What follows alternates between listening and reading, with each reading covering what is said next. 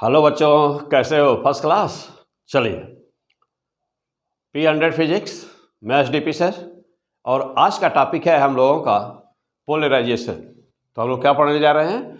हम लोग पढ़ने जा रहे हैं बेटा पोलराइजेशन क्या होता है। तो जानते हैं, बात है 1816 ईस्वी की। 1816 फ्रेस्नेल नामक साइंटिस्ट, फ्रेस्नेल नामक साइंटिस्ट कहता है कि जो लाइट का वाइब्रेशन होता है वह दो परपेंडिकुलर प्लेन में होता है। मीन्स कि सबसे पहला, यानी हम लोग का चैप्टर क्या बेटा? पोलराइजेशन। और ये क्या है जो हमने पहन रखा है बेटा? यह आपको बताने के लिए कि पोलराइड ग्लास क्या होती है। तो पोलराइड ग्लास क्या होती है? यस, इसका एग्जाम्पल हमारे पास देखिए, यहाँ पर चैप्टर है हम लोगों का पोलराइजेशन। P100 फिजिक्स, मैं SDP सर। ओके, कमान। देखो बेटा, तो पोलराइजेशन 1816 की बात है बेटा। फ्रेस्नेल नामक साइंटिस्ट कहता है कि लाइट का जो वाइब्रेशन होता है वह दो म्यूचुअल परपेंडिकुलर प्लेन में होता है। मीन्स कि हाँ, पॉइंट नोट करना शुरू कर दो बेटा। तो सबसे पहला पॉइंट क्या कि according to Fresnel light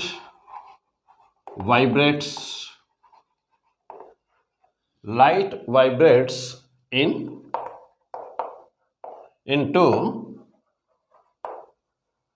mutual plane.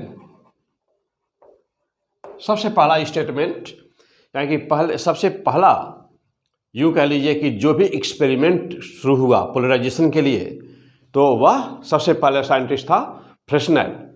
1816 ईस्वी में कहता बेटा कि light vibrates into mutual plane. यह उस समय के लिए, बात 1816 ईस्वी की है, तो उस समय के लिए बहुत ही अनोखा, यानी क्यों कहेगा रिवॉल्यूशनरी स्टेटमेंट था।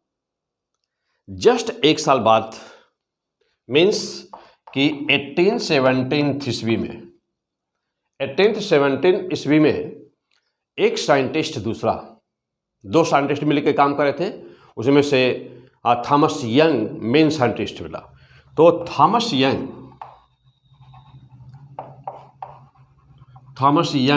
क्या कहता है? थॉमस यंग कहता है बेटा कि light is transverse in nature. क्या कहता है बेटा? कि light is transverse in nature कहता है। अब सवाल ये हुआ बेटा कि यह जो पोलराइजेशन आप जानते हो, हिंदी में कहते हैं ध्रुवण। तो पोलराइजेशन ये होता ही क्या है ना? है क्या पोलराइजेशन? है क्या? चलिए बेटा देखो, तो देखिए मैं अभी इसको पढ़ रखा हूं। यह पोलराइज्ड ग्लास है बेटा। किसका बना हुआ है? हाँ, आप भी देख रहे हैं? तो देखिए, तो यह पोलराइड ग्लास है बेटा, ये ना, एक ग्लास है पोलराइड। ओके, मैं फिर से पहन लूँ। हाँ, तो यह ग्लास है पोलराइड। अब इसको पहनने के बाद जरूर आप भी देखे होंगे, हो सकता है यूज भी किए हो। तो ये एक महंगा ग्लास होता है बेटा, और इसका मेन काम क्या होता है? तो जो हमारा यह चैप्टर है पोलराइजेशन, तो इसी पोलराइजेशन को यूज कर के बनाया जाता है पोलराइड। पोलराइड कैसे होता है, क्या होता है? अभी बस ये सोचो बेटा कि यह पोलराइड ना मीन्स कि यह ऑर्गेनिक भी होता है और इनऑर्गेनिक भी होते हैं, सब्सटेंसेस होते हैं, और उनसे मिला करके बनाते हैं। इसका काम क्या है? पहले मैं चलता हूँ इस पर, इसका काम क्या है। देखिए, तो इस समय प्रेजेंट टाइम में चारों तरफ जो भी लाइट मेरे ऊपर पड़ रही है, तो वह जो ग्लेयर जिसको बोलते हैं, नहीं चकाचौंध हम लोग जिसको कहते हैं अपनी भाषा में, चमक जिसको कहते हैं, आंखों पे पड़ता है और आंख में धुंधली दिखाई देने लगती है, धुंधला दिखता है, तो वो चीज़ें समाप्त हो जाती है इससे। जैसे मान लीजिए फॉर एग्जांपल मैं कुछ ले लूँ, जैसे मान लीजिए मेरे सामने अभी कोई एक ऐसा जो चमक वाला हो, कोई मतलब जैसे कि लाइट को ज़्यादा रिफ्लेक्ट करने वाला कोई सरफेस हो, और उस पर कुछ बारीक किसी चीज़ से लिखा हो जिसको लाइट के ग्लेयरिंग से, यानी कि लाइट के ग्लोइंग से हम उसको पढ़ ना पा रहे हैं उस सरफेस पर। लेकिन ये ग्लास लगा करके आप तुरंत उसको पढ़ सकते हैं। तो what is the use of this chapter in your daily life. अगला पॉइंट, जब कभी भी देखते होंगे कि आप कभी कार में जा रहे हो, ट्रेन में जा रहे हो, बस में जा रहे हो, यात्रा कर रहे हो, रोड पे जा रहे हो, बाइक से जा रहे हो, तो जस्ट सन कभी हॉरिजन पर होता है, सामने होता है, विशेष करके गर्मी के मौसम में, तो देखते होंगे आँख पे जब चमक सीधा सन की पड़ती है तो आँख पे सन की जो लाइट पड़ती है डायरेक्ट, उसकी चमक पड़ती है आई पर। परिणाम क्या होता है? परिणाम होता है कि आँख पे चमक पड़ती है और गाड़ी चलाने में दिक्कत होती है उस समय। तो यह इस ग्लास को पहन करके, जब इस ग्लास को पहनते हैं तो वह क्या करता है, उस लाइट की इंटेंसिटी को, यानी कि ग्लेयरिंग को मिनिमाइज कर देता है, बिल्कुल मिनिमाइज कर जीरो कर देता है। फिर यह कहा जाता है कि जब यूज़ करते हैं हवाई जहाज़, जब पायलट चला रहा होता है, तो चाहे वह कमर्शियल हो फ्लाइट हो, चाहे वह फाइटर प्लेन हो बेटा, तो जब पायलट चला रहा होता है तो सन हॉरिजन पर जब सन होते हैं सामने, उस शीशा में उसको जाना होता है तो आँख पे उसकी चमक पड़ती है। तो फाइटर जो प्लेन होते हैं उनकी जो विंड शील्ड होती है उसमें ही ये पोलराइड लगे होते हैं। जो महंगी कारें होती हैं उनकी जो विंड शील्ड होती है उसमें भी पोलराइड लगे होते हैं। तो this is the use of this Polaroid glass. अब यहाँ पे देख रहे हैं ग्लास, चश्मे में इसका यूज होता है। और कहाँ पर यूज होता है? तो देखते होंगे कि पोलराइज्ड लाइट ना बेटा, पोलराइजेशन, तो पोलराइजेशन से हमको मिलता है पोलराइज्ड लाइट मिलती है। पोलराइज्ड लाइट क्या होती है? तो आपका यह चैप्टर बहुत ही मोस्ट इम्पॉर्टेंट चैप्टर है। हर साल यहाँ से नीट में और IIT में क्वेश्चन बिल्कुल ही फिक्स है। कोई भी एग्जाम हो जिसमें फिजिक्स आता है उसके लिए चैप्टर बिल्कुल फिक्स है। एक क्वेश्चन आते हैं इसमें, कभी कभी तो 2-2, 3-3 क्वेश्चन आ जाते हैं। ओके, फिलहाल और बेटा देखो, तो अब हम चलते हैं कि what do you mean by the polarization. हाँ, कुछ और भी बातें बता दूँ थोड़ा सा यहाँ पे। तो अब जा देखिए, पोलराइज्ड या पोलराइड, तो polaroid is a simple technique. मैं कहूँ कि यह तो पोलराइजेशन प्रोसेस है। What is the polarisation and what is the polaroid? तो polaroid is simple technique to obtain polarised light. Polarised light प्राप्त करने के लिए जो सिंपल टेक्निक यूज करते हैं that is the polaroid. Means the polaroid, you can say that the polaroid is the simple technique to produce polarized light. Okay, अच्छा, polarization क्या बेटा?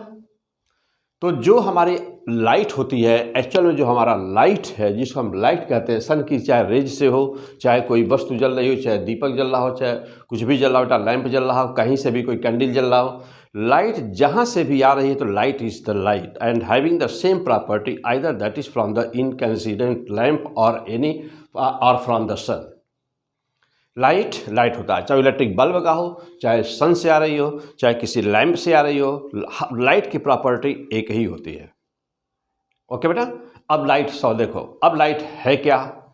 तो आइसोट्रॉपिक लाइट क्या है, लाइट क्या है, और या फिर पोलराइजेशन क्या है? तो सबसे पहला पॉइंट ये नोट कर लिया आपने क्या कि सबसे पहला इस स्टेप किसने उठाया, किस साइंटिस्ट ने? तो 1816 में फ्रेशनल लामा साइंटिस्ट कहता है कि light vibrate into mutual perpendicular plane. और जस्ट एक साल बाद दूसरा साइंटिस्ट 1817 में कहता है, थॉमस यंग कहता है कि light is the transverse in the nature. Okay, जानते हैं कि लाइट का डेवलपमेंट कैसे हुआ ना? तो नेचर ऑफ लाइट ये दूसरे एपिसोड में सब कुछ है। लाइट क्या बेटा? तो जानते हैं कि light is the electromagnetic wave. Light is the electromagnetic wave. आज के डेट में देखा जाए कि व्हाट इज द लाइट, तो आप कहेंगे कि light is the electromagnetic wave and it has dual nature. तो देखो बेटा, इट हैज ड्यूअल नेचर। कैसा नेचर है इसका? तो इट हैज ड्यूअल, यानी कि इसका नेचर ड्यूअल है। ड्यूअल का मतलब क्या हुआ? ड्यूअल नेचर का मतलब हुआ बेटा कि इसके पास पार्टिकल नेचर भी है एंड वेव नेचर भी है। तो इसके पास पार्टिकल नेचर भी है और वेव नेचर भी है। तो पार्टिकल नेचर, कौन सी चीज रहती है, कौन सा एक्सपेरिमेंट होता है तो हम उसको कहते हैं कि वह पार्टिकल नेचर है।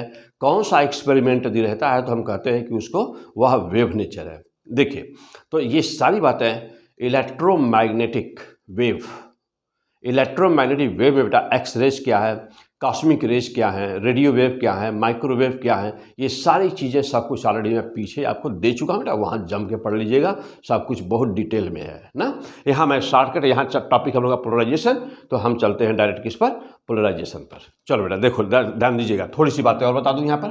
देखो, तो ड्यूअल नेचर की बात करते हैं। ड्यूअल नेचर मीन्स क्या, कहीं कहीं पर जानते हैं कि लाइट का बिहेवियर होता है, वह वेव की तरह से बिहेव करता है लाइट। कुछ लाइट प्रोसेस होते हैं जो वेव की तरफ से होते हैं, और कुछ प्रोसेस होते हैं जो पार्टिकल की तरफ से होते हैं। तो वेव की तरह से होने वाले कौन कौन से प्रोसेस हैं, तो वेव की तरह से होने वाले प्रोसेस बेटा रिफ्लेक्शन है, रिफ्रैक्शन है, इंटरफेरेंस है, डिफ्रैक्शन है। इनमें से तमाम एक्सपेरिमेंट हैं। इनमें से कौन सा एक एक्सपेरिमेंट का नाम ले लिया जाए तो आप कहेंगे कि हाँ, यदि यह है तो ये पक्का है, श्योर है कि that will be the wave. तो आप कहेंगे उसके लिए बेटा, आप वेव होने के लिए आप कहेंगे, देखिए, तो वेव होने के लिए आप कहेंगे, हाँ, ये नोट कर लिए होंगे 2 साइंटिस्ट का नाम आप देखिए। तो वेव होने के लिए क्या कहेंगे बेटा, देखिए, तो वेव होने के लिए आप कहेंगे वह प्रोसेस होता है, नोट कर लें, नाम नोट करिए इसका, डिफ्रैक्शन। और कौन सी प्रॉपर्टी होनी चाहिए वेव की, तो आप कहेंगे वेवलेंथ, हो बेटा, वेवलेंथ लैम्डा। तो यदि कहीं पर भी डिफ्रैक्शन हो रहा हो और उसके पास वेवलेंथ हो तो अवश्य ही वह वेव होगा। तो अवश्य ही वह वेव, 2 चीजें हैं तो वह अवश्य ही वेव होगा। ओके, चलिए बाद में हम लोग और डीप में देखा जाएगा सब कुछ। यहाँ पर आ जाइए, पार्टिकल नेचर में आप जाइए, कौन सी ऐसी चीज हो ना, तो आप कहेंगे क्या हो ऐसा, तो आप कहेंगे कि यह पार्टिकल है। देखिए बेटा, तो पार्टिकल है, कौन सी ऐसी चीज हो तो आप कहेंगे पार्टिकल है। हाँ, जल्दी बोल दीजिए ना, to be particle, to be particle. कौन सा प्रॉपर्टी मस्ट है बेटा पार्टिकल होने के लिए, यस, लीनियर मोमेंटम।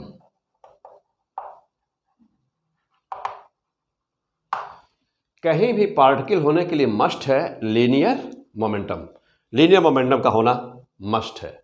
और क्या, और एक्सपेरिमेंट कौन सा जो शो करता है कि लाइट इज द पार्टिकल, तो फोटो इलेक्ट्रिक इफेक्ट, फोटो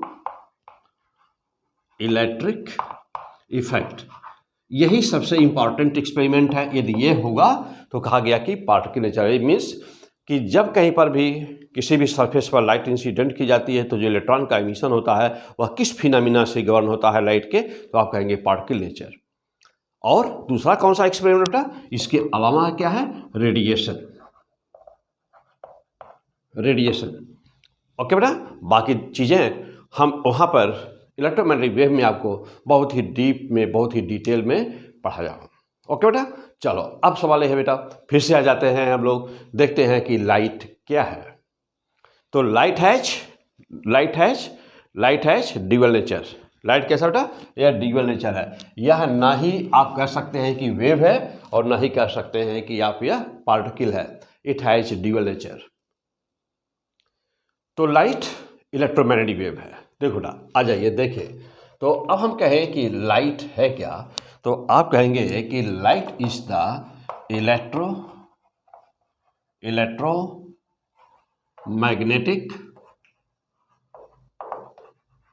हो बेटा, तो इलेक्ट्रोमैग्नेटिक वेव में मैं सब वहाँ डिटेल बताया हूँ बेटा, तो वहाँ पे डिटेल पढ़िएगा।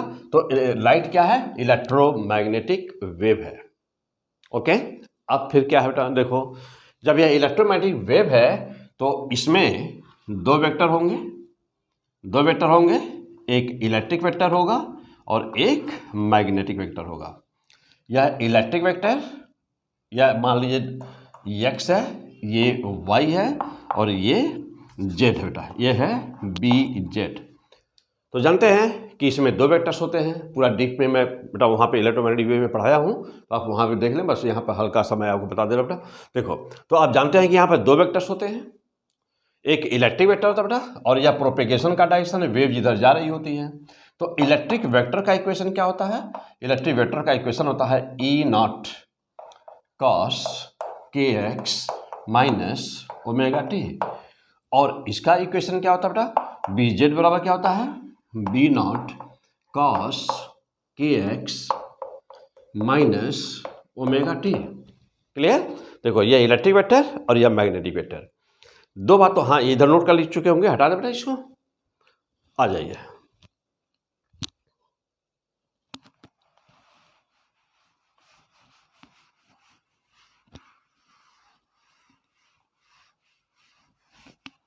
हाँ अब देखिए, ओके कमांड देखो बेटा, दो वेक्टर होते हैं, यानी कि जो हमारा लाइट है यह इलेक्ट्रोमैग्नेटिक वेव जो होती है, तो इलेक्ट्रोमैग्नेटिक वेव कहाँ से कहाँ तक शुरू है?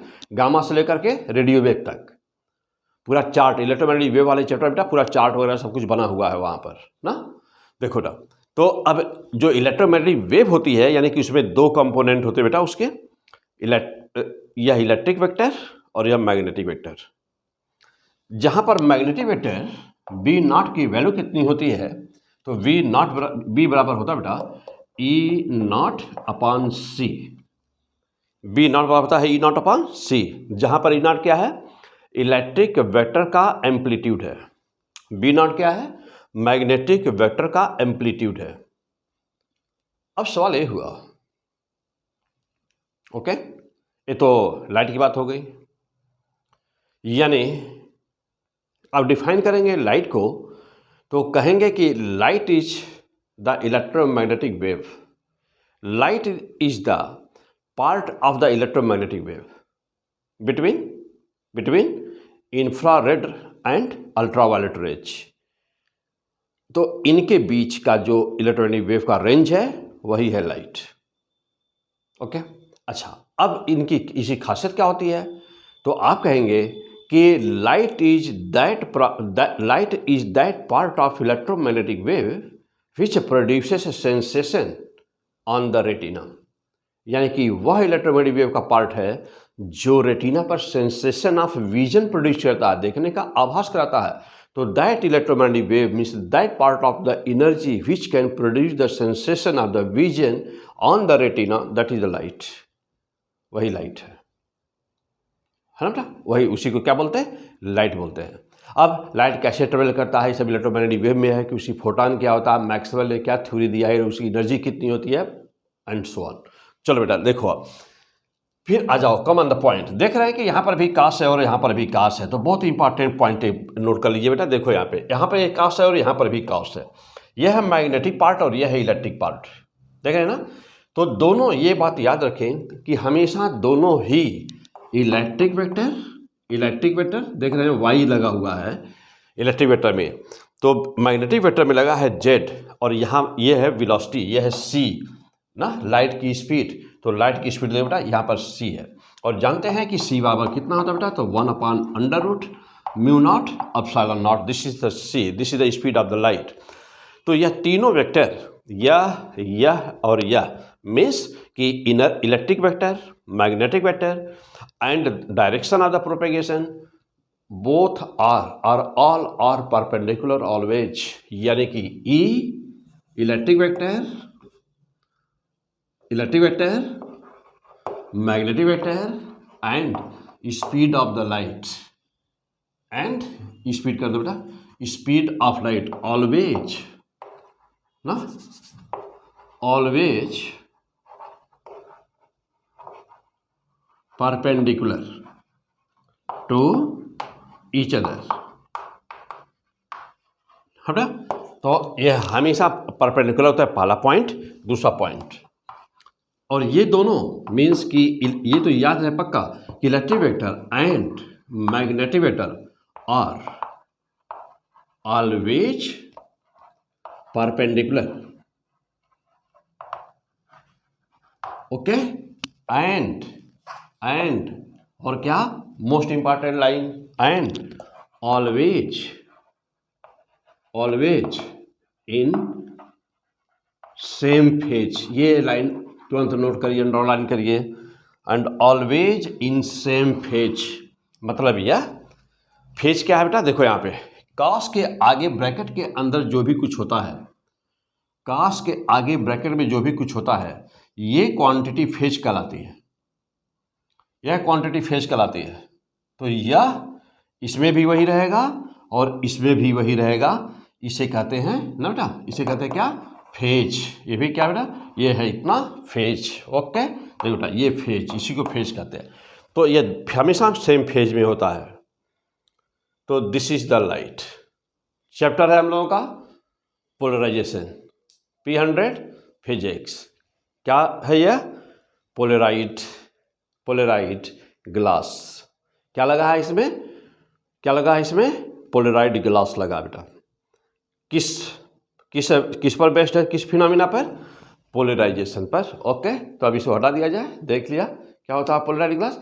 तो यह बेटा कहीं पर भी, जैसे मान लीजिए रात में गाड़ी चला रहे हैं, लाइट उधर से सामने से लाइट पड़ रही कार की, आप इधर से जा रहे हैं, तो यदि इसको आप यूँ लगा दीजिए तो लाइट उधर से सामने वाले गाड़ी की लाइट आपको नहीं दिखेगी। क्यों, क्योंकि यह दोनों मीन्स की जो लाइट आ रही होगी बेटा, जो पड़ रही होगी, तो वह एक दूसरे से क्रॉस करती हैं, और क्रॉस करके ऐसा बना होता है कि वो क्रॉस करती हैं और इंटेंसिटी को जीरो कर देता है। कैसे करता है, क्या होता है, ये सब हम लोग अभी आगे थ्योरी में पढ़ा जाएगा। ओके, कमाल। तो हाँ, अब अपना नेचुरल वे में। ओके, हो गया बेटा। ओके, कमाल। अब जा देखिएगा, चलिए अब चला जाए और आगे बढ़ा। हाँ, अब है बात हम लोग की, तो पोलराइजेशन को कैसे डिफाइन किया जाए। आइए, अब ये चीज़ ध्यान रहे कि जो लाइट है बेटा, जो लाइट है, इसका टाइम इंटरवल होता है 10⁻⁻14 सेकेंड। इसका टाइम इंटरवल होता है बेटा 10⁻⁻14 सेकेंड। इसका मतलब ये हुआ कि इसी जो फ्रीक्वेंसी कहूँ तो लगभग ऑर्डर होता है 10⁻14 हर्ट्ज। ये नहीं हुआ, इसका मतलब ये हुआ कि लाइट की वेवलेंथ इतनी शॉर्ट है कि लाइट हमको सीधी रेखा में चलती दिखाई देती है। तो light always travels in the straight line, it is only due to the smallest means the small wavelength of the light. क्योंकि इलेक्ट्रोमैग्नेटिक वेव बोला, जानते हो साइन कर्व बनाती है, तो हमको जब वो साइन कर्व बनाती है तो लाइट हमको सीधी रेखा में चलती क्यों दिखाई देती है। तो अब इसका आंसर क्या हुआ, इसका आंसर ये हुआ कि इसका वेवलेंथ बहुत ही छोटा है। तो जब इसका वेवलेंथ यानी तरंग दैर्घ्य बहुत ही छोटा है, जब वेवलेंथ बहुत ही छोटा होने के कारण यह हमको सीधी रेखा में स्ट्रेट लाइन में चलते दिखाई देती है। ओके, चलिए अब पोलराइजेशन क्या होता है। चलो बेटा, अब यहाँ पे थोड़ी सी लाइट की हमने प्रॉपर्टी आपको बताया, और पूरी डिटेल प्रॉपर्टी ना इलेक्ट्रोमैग्नेटिक वेव वहाँ पे पढ़िएगा। इलेक्ट्रोमैग्नेटिक वेव में बहुत ही डिटेल दिया गया है, वहाँ पे पढ़ा बेटा, और या नहीं तो नेचर ऑफ लाइट में भी दिया गया है, वहाँ पर पढ़ेंगे। ओके, चलिए हाँ, यहाँ पर अब बात रही बेटा पोलराइजेशन। पोलराइजेशन, चलिए आ जाओ, देखो पोलराइजेशन क्या हुआ। तो जो हमारी लाइट है ना, इसका वाइब्रेशन कैसे है, तो ये इसका वाइब्रेशन कैसे बेटा, देखो तो जो लाइट है उसका वाइब्रेशन ये है, देख रहे हैं ऐसे है, मीन्स सभी दिशाओं में, सभी दिशाओं में, हाँ सभी दिशाओं में, देख रहे हैं। हाँ, अब कहोगे आप कि सर लाइट, हाँ this is the ordinary light, ordinary light, ये है ऑर्डिनरी लाइट। तो इसमें इलेक्ट्रिक वेक्टर कहाँ है और मैग्नेटिक वेक्टर कहाँ है, नाउ द क्वेश्चन। क्योंकि जब इलेक्ट्रोमैग्नेटिक वेव या लाइट हमारी इलेक्ट्रोमैग्नेटिक वेव है, और इलेक्ट्रोमैग्नेटिक वेव बनी हुई है इलेक्ट्रिक वेक्टर और मैग्नेटिक वेक्टर से, जो हमेशा एक दूसरे के परपेंडिकुलर रहते हैं, और डायरेक्शन जो वेलोसिटी जो उनका स्पीड है, यानी कि जिस एक्सिस पर लाइट का प्रोपेगेशन होता है हमेशा उसी के परपेंडिकुलर होते हैं। यानी कि इलेक्ट्रिक वेक्टर, मैग्नेटिक वेक्टर और सी यानी कि स्पीड ऑफ द लाइट हमेशा दूसरे के परपेंडिकुलर ही रहेंगे हमेशा। क्लियर। वेवलेंथ बहुत ही छोटा है, तो जब वेवलेंथ बहुत ही छोटा है तो वह एक वेव एक बिंदु पर होगी तो जस्ट उससे टच करती दूसरी होगी, जस्ट टच करके तीसरी होगी, ऐसे ही चौथी होगी, लाखवीं होगी, करोड़वीं होगी। परिणाम क्या हुआ कि हमको सीधी रेखा में चलते हुए दिखेगी, हमको सीधी रेखा में चलते हुए दिखेगी। तो अब हमको यदि ऑर्डिनरी लाइट को शो करना है कि ऑर्डिनरी लाइट कैसी है, तो लाइट का वाइब्रेशन, लाइट जिस दिशा में जा रही होती है, सपोज करिए कि ये c है, स्पीड ऑफ द लाइट कितना 3 × 10⁸ मीटर पर सेकेंड। तो इसके इलेक्ट्रिक वेक्टर का वाइब्रेशन देख रहे हैं ना, इलेक्ट्रिक वेक्टर का वाइब्रेशन देखो बेटा, यह भी E है, यह भी E है, यह भी E है ना, यह भी E है, यह भी E है, यह भी E है। देख रहे हो बेटा, जितना बना पाओ ये सब E है ना, देखो बेटा ये सब E है, देख रहे हैं ये सब E है। इसका मतलब ये हुआ कि B कहाँ है तब, B, तो B इलेक्ट्रोमैग्नेटिक वेव का पार्ट है B, लेकिन जो लाइट का नेचर है, यानी कि shining effect of the light है, यानी कि लाइट के जिस प्रॉपर्टी के कारण हम उसको लाइट बोलते हैं, यानी कि production of the producing the sensation of the vision on the retina, इनमें कहीं पर भी मैग्नेटिक वेक्टर का कोई रोल होता ही नहीं है। इसका मतलब ये हुआ कि इलेक्ट्रिक जो हमारा इलेक्ट्रिक वेक्टर है, electric vector only producing shining effect, तो हमारा इलेक्ट्रिक वेक्टर ही शाइनिंग इफेक्ट को प्रोड्यूस करता है। इसीलिए ना इसी का नाम है क्या, ऑप्टिकल वेक्टर। यही रीजन है बेटा, इसको कहते हैं ऑप्टिकल वेक्टर कहते हैं इसको, इसीलिए ना इसको ऑप्टिकल वेक्टर कहते हैं। तो therefore this is the reason that why it is called optical vector. Means कि लाइट की सारी property, total property of the light is only governed, only includes inside this electric vector. Electric vector ही सभी के लिए जिम्मेदार है ना। तो एक लाइन मेंशन कर दीजिए, लिख दीजिए कि electric vector E only responsible for all properties of light, होगा बेटा, all properties of the light, यानी कि यही लाइट की सभी प्रॉपर्टी के लिए जिम्मेदार है। कौन, इलेक्ट्रिक वेक्टर। मैग्नेटिक वेक्टर का रोल क्या है, नथिंग। मैग्नेटिक वेक्टर का रोल नथिंग, उसका कोई रोल है ही नहीं। अब देखो बेटा, अब सवाल है कि पोलराइजेशन क्या है। तो अभी यहाँ जाने के पहले थोड़ा सा कुछ और बातें देखो। अब जब देखिएगा तो अब तो यानी इसीलिए कहीं पर भी मैग्नेटिक वेक्टर आपको नहीं दिखाई दे रहा बेटा,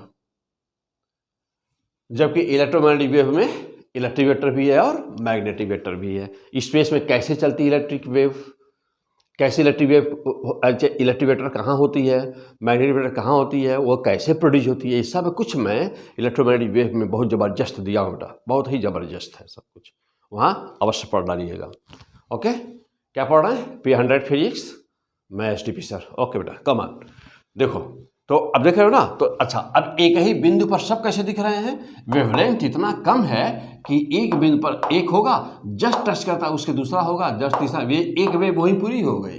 अब एक वेव किसको कहते हैं बेटा, जानते हो ना, देखो ये this is the one wave, इसे वन वेव कहते हैं। और यहाँ इसके और इसके बीच की दूरी, देखो बेटा इसके बीच की दूरी ना, ऐसे बना दूँ, एक और बना दूँ, देखो बेटा, या यहीं पे दे दूँ, यहीं पे डिफाइन कर दिए। देखो बेटा, यहाँ से लेकर के यहाँ तक की जो डिस्टेंस हुई ना, यही है लेमडा, यही है लेमडा, और यहाँ से यहाँ तक जो समय लगता है उसको वन टाइम पीरियड बोलते हैं, इसको वेवलेंथ बोलते हैं। अब ये बहुत ही छोटा हो जाए लेमडा का मान बहुत ही छोटा है, तो एक ही बिंदु पर सिमट जाएगा ना, तो लाइट ऐसे ही है, वही चीज़ बताई जा रही है बेटा। अब आप वेवलेंथ को ऐसे भी डिफाइन करते हैं, कैसे, यह वेव है तो कहते हैं कि दो क्रस्ट के बीच की डिस्टेंस को वेवलेंथ कहते हैं, ऐसे भी डिफाइन करते हैं बेटा। या दो ट्रफ के बीच की डिस्टेंस को वेवलेंथ कहते हैं, या जितना डिस्टेंस कवर की जाती है एक वेव में कंप्लीट होने में उसी को वेवलेंथ कहते हैं। तो किसी भी तरह से इसको वेवलेंथ को डिफाइन करते हैं। तो चूंकि वेवलेंथ का मान बहुत ही छोटा है, वेवलेंथ बहुत ही कम है, इसलिए एक ही बिंदु पर चारों तरफ दिखाई दे रही है जाते हुए। मैग्नेटिक वेक्टर क्यों नहीं लिया जा रहा है? उसका कोई रोल होता ही नहीं है। इसका मतलब यह हुआ कि पोलराइजेशन में केवल कौन भाग लेगा? तो ओनली इलेक्ट्रिक वेक्टर। तो पोलराइजेशन किसका होने जा रहा है? लाइट का। लाइट में कौन? Electric vector. मैग्नेटिक वेक्टर का क्या होगा? कुछ नहीं, वह भाग नहीं लेता, उससे कोई मतलब ही नहीं पोलराइजेशन से, केवल इलेक्ट्रिक वेक्टर से मतलब है। हो गया? आ जाओ और आगे बढ़ते बेटा।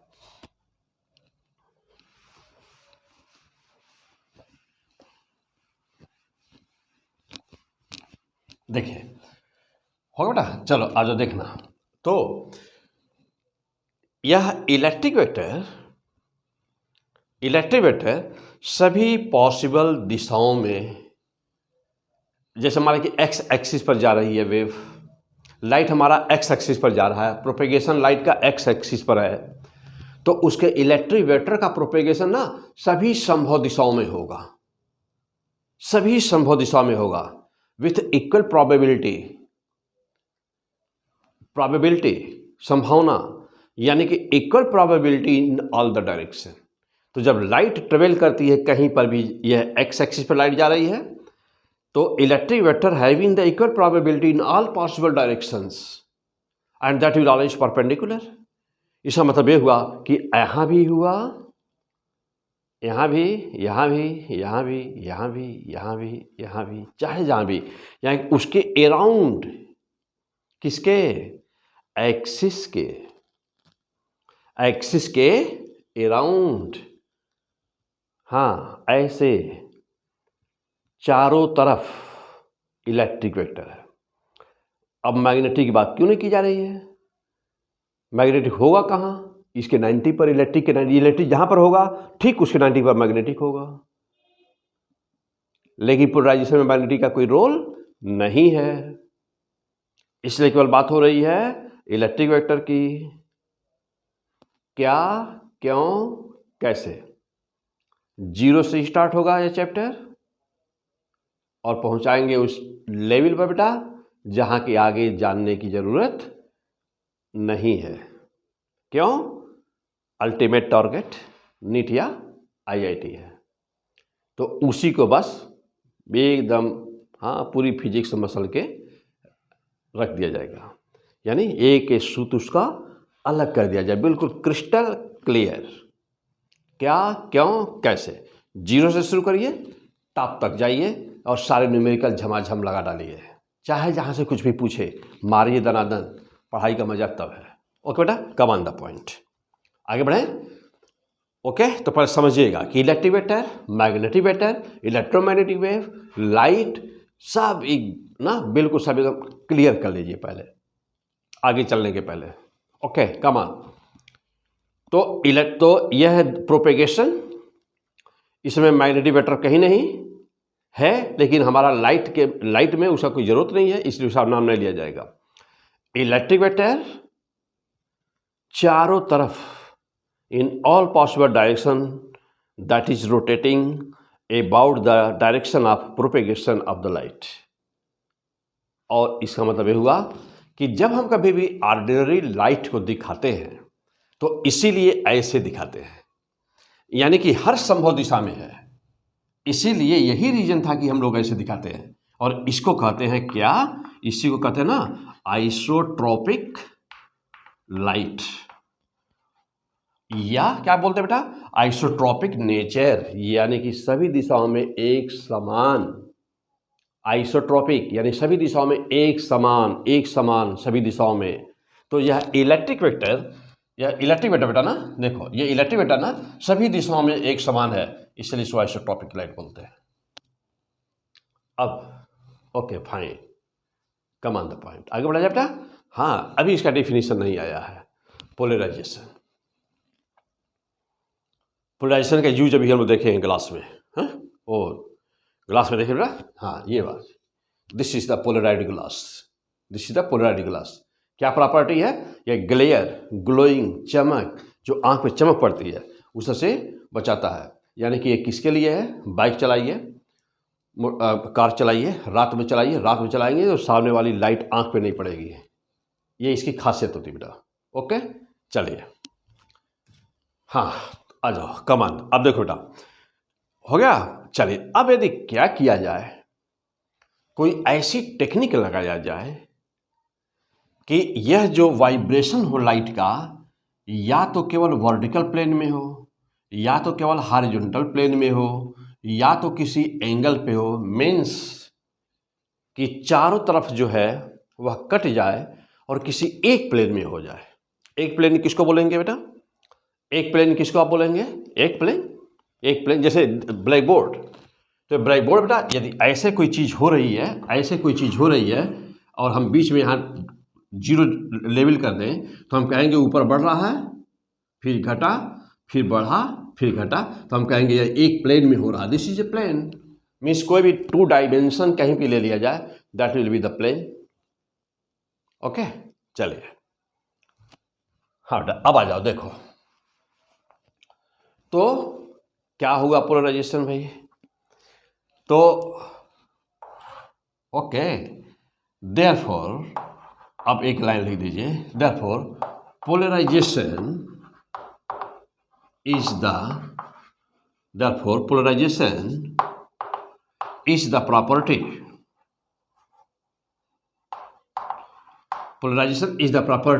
of conversion। कौन सा? Ordinary light, conversion of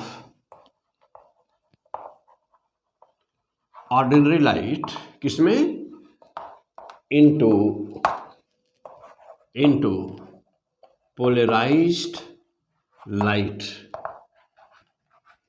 into polarized। तो polarization is the property of conversion of the ordinary light into polarized light। इसको दूसरे शब्दों में लिखा जाए बेटा, अब सवाल है polarized light, इसलिए polarization कहते हैं। हाँ, हो गया, नोट कर लिया। अब इसी को दूसरे शब्दों में लिखा जाए तो अब कैसे लिखेंगे? तो अब लिख दीजिए अगला पॉइंट, हाँ दूसरा डेफिनेशन लिखिए, पोलराइजेशन। हाँ बेटा, दूसरा definition, polarization is the conversion of ordinary light into one sided light, या इन यूनी डायरेक्शनल लाइट। क्या बेटा? पोलराइजेशन इज द, हाँ ध्यान देना बेटा, polarization is the conversion of ordinary light को किस में बदलते बेटा?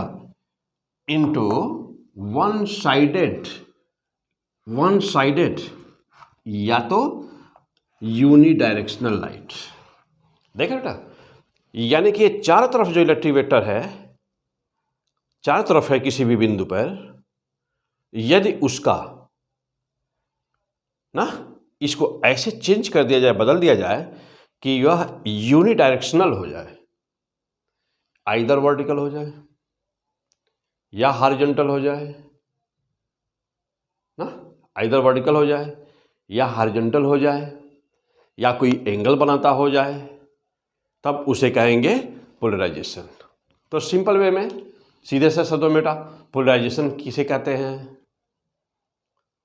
पोलराइजेशन किसे कहते हैं? तो जो ऑर्डिनरी लाइट होती है उसको ऐसे लाइट में बदल दिया जाए कि उसका वाइब्रेशन, किसका वाइब्रेशन? इलेक्ट्रिक वेक्टर का वाइब्रेशन। तो इलेक्ट्रिक वेक्टर का वाइब्रेशन केवल एक ही प्लेन में हो, किसमें? केवल एक प्लेन में हो तो क्या कहेंगे उसको? तब उसको कहते हैं ना पोलराइजेशन। तो क्या बोलेंगे उसको? पोलराइजेशन।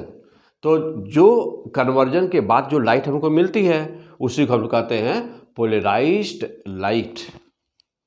ओके, अब आ जाओ बेटा, देखो अगला पॉइंट, आगे बढ़ जाए।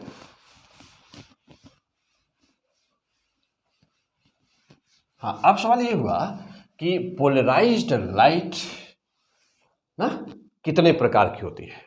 अब जब देखो ये किस टाइप से मिल सकती है, तो पोलराइज्ड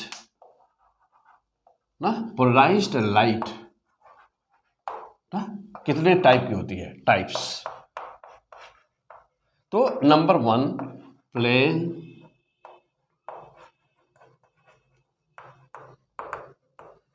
पोलराइज्ड लाइट। ओके बेटा, तो सबसे नंबर 1 पर तो प्लेन पोलराइज्ड लाइट है। नंबर 2 पर कौन है? देखो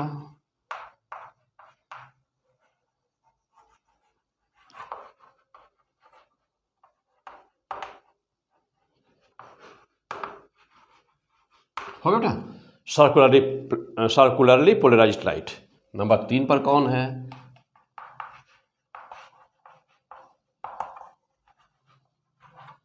electrically polarised.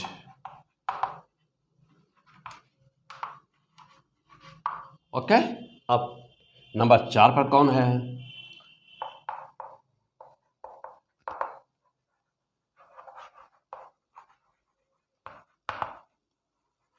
Partially polarized light. Okay, तो आपको क्या क्या पढ़ना बेटा? ये 4 तरह की पोलराइज्ड लाइट होती है, लेकिन सबसे जो जरूरी है वह ये है। क्यों? क्योंकि बाकी ये तीनों इसी के सुपरपोजिशन से बनती हैं, फ्रॉम सुपरपोजिशन।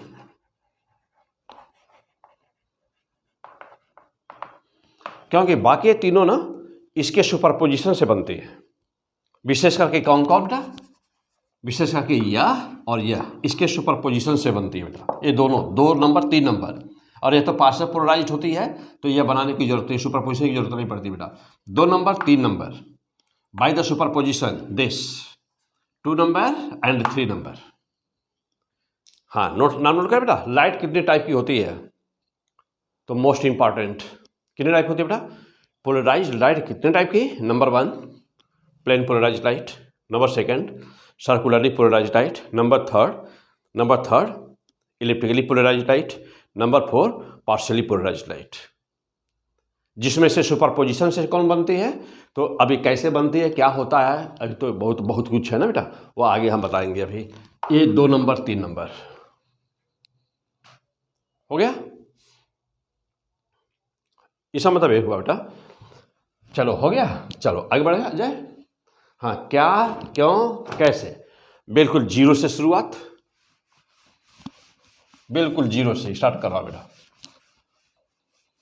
तो पहले 0 से थ्योरी और इसके बाद फिर लूंगा तुरंत न्यूमेरिकल। जितने भी क्वेश्चंस हो सकते हैं संभव पोलराइजेशन में, वो सब के सब मैं सॉल्व कराऊंगा अभी। आ जाओ, अब आगे बढ़ा जाए। हाँ, अब जा देखना बेटा। अब क्वेश्चन ये है कि हम ये अभी देखें कि 4 टाइप की पोलराइज्ड लाइट होती है। तो सबसे पहला पॉइंट ही क्या कि पोलराइजेशन। तो अब हम लोग देख चुके हैं कि पोलराइजेशन क्या होता है बेटा। यानी कि ऑर्डिनरी लाइट और पोलराइज्ड लाइट में आप कैसे आप डिटेक्ट करेंगे उसको, है ना क्वेश्चन। आपके सामने दोनों लाइटें दे दिया जाए तो क्या आप उसको देख पाएंगे, पहचान पाएंगे? नहीं। तो आप कहेंगे कि ऑर्डिनरी लाइट ना, ordinary light and polarized light okay can not detected by naked eye. नहीं कर सकते हम लोग ना बेटा, इसको हम आंख से नंगी आंख से अपने इनको डिटेक्ट नहीं कर सकते। तब कैसे करते हैं? तो फॉर डिटेक्शन क्या लेंगे? पोलराइड। अभी जो हम लोग ग्लास लिए थे, ओके बेटा, तो हम लोग इसको किससे कर सकते हैं डिटेक्ट? पोलराइड से कर सकते हैं डिटेक्ट बेटा ना। हाँ, और भी होते हैं, वेव गाइड होता है, पोलराइड होता है, तो भाई उससे डिटेक्ट कर सकते हैं हम लोग। ओके बेटा, चलो अगला point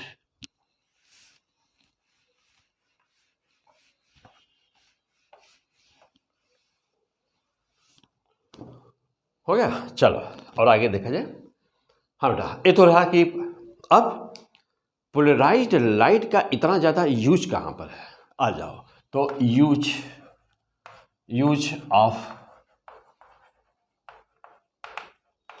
polarised light. Polarised light का यूज क्या है? तो नंबर 1 एलसीडी सबसे इंपॉर्टेंट इस समय जो यूज बेटा वो एलसीडी में है ना। लिक्विड क्रिस्टल डिस्प्ले, पूरा नाम क्या है बेटा इसका? लिक्विड क्रिस्टल डिस्प्ले में जहां पर भी आप देखते होंगे, जैसे एग्जाम्पल ले लिया जाए और दो नाम ले लिया जाए। जैसे देखते होंगे रिस्ट वॉच ना, wrist watch, calculator, wrist watch, calculator. तो जहां पर भी आप डिजिट देखते हैं कैलकुलेटर में, जैसे आप कैलकुलेटर यूज करते हैं, तो जो डिजिट देखते हैं ना वो सब के सब पोलराइज्ड लाइट पर काम करते हैं। वो सब के सब, थर्मामीटर ही मान लीजिए ले लिए, डिजिटल थर्मामीटर है या ग्लूकोमीटर है। तो कहीं पर भी जहाँ पर भी आप देखते होंगे कि डिजिट ना, ब्लैक देखते हैं ना, घड़ी देखते हैं ना, डिजिटल, तो जहाँ पर भी आप डिजिट देखते हैं वे सारे के सारे इंस्ट्रूमेंट, वो सारे के सारे इंस्ट्रूमेंट में यह पोलराइज्ड लाइट यूज की जाती है। एलसीडी ना, टीवी स्क्रीन, टीवी का जो स्क्रीन होता है एलसीडी प्रेजेंट अभी जो आ रही है टीवी स्क्रीन आ रही है एलसीडी, तो वह एलसीडी वो भी क्या है? पोलराइज्ड लाइट यूज की जाती है। और पोलराइड का दूसरा यूज आप देख रहे हैं अभी क्या, जैसे ग्लास में बताया हुआ भी ना, कार की विंडशील्ड में लगता है, एरोप्लेन में लगा होता है, तो इस तमाम जगह होती है जहाँ पर ग्लोइंग को बचाने के लिए हम लोग यूज करते हैं बेटा। तो व्हाट इज द पोलराइजेशन? अब आइए और आगे बढ़ते हैं। यह सिंपल इंट्रोडक्शन था कि व्हाट इज द पोलराइजेशन। अब ये पोलराइजेशन, तो नंबर 1 कितने प्रकार की लाइट होती है polarised? Plane polarised light, circularly polarised light, elliptically polarised light. अब क्वेश्चन यह है कि इनमें डिफरेंस क्या है। मैं कहूँ कि प्लेन पोलराइज्ड लाइट और इलिप्टिकल पोलराइज्ड लाइट या प्लेन पोलराइज्ड लाइट और सर्कुलर पोलराइज्ड लाइट में क्या डिफरेंस है बेसिक? तो सिंपल सी बात है भाई, प्लेन पोलराइज्ड लाइट सुपरपोजिशन से नहीं होती, बनती, डायरेक्ट मिल जाती है। तो पहला हेडिंग आ जाइए, लिखिए कि plane polarised light, plane polarised light हो गया बेटा। प्लेन पोलराइज्ड लाइट क्या होती है? तो दैट, एक लाइन लिख दीजिए इसके लिए कि दैट पोलराइज्ड लाइट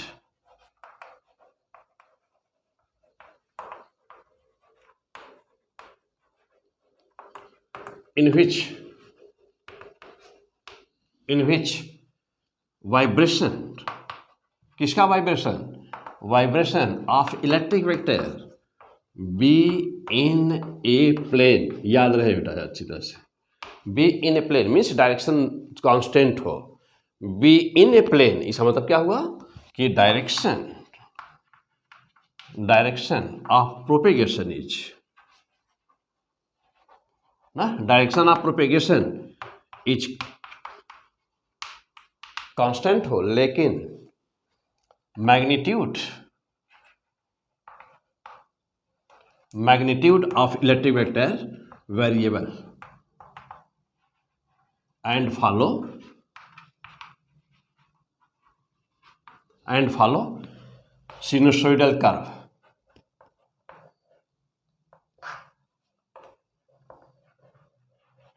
हो गया बेटा?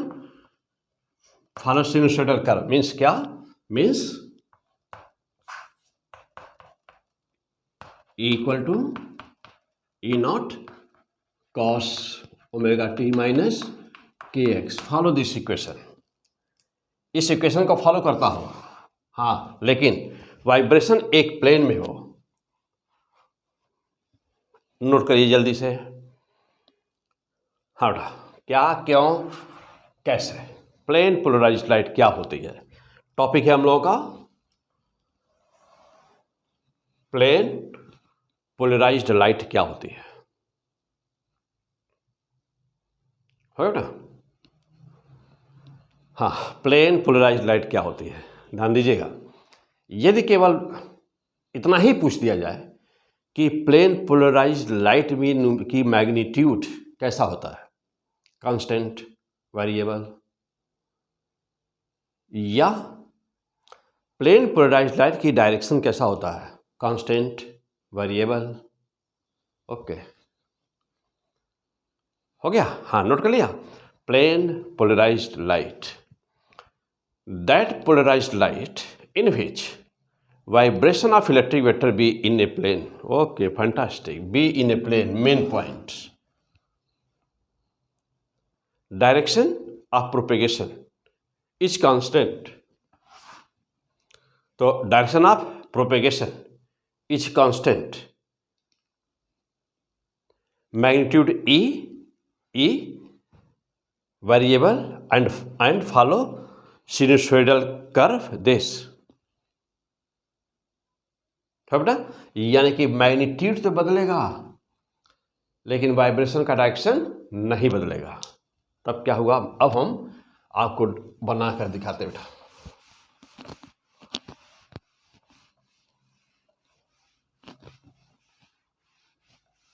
हाँ, अब देखिए अगला पॉइंट, किसी बात हो रही है बेटा, प्लेन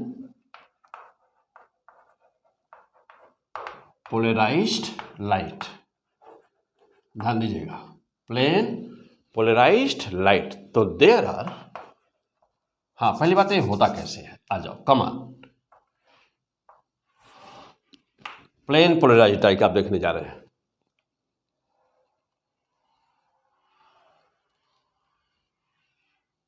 ध्यान देना बेटा,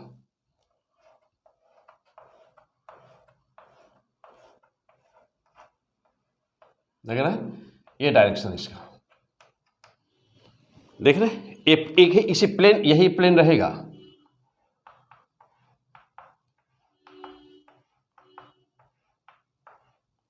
फिर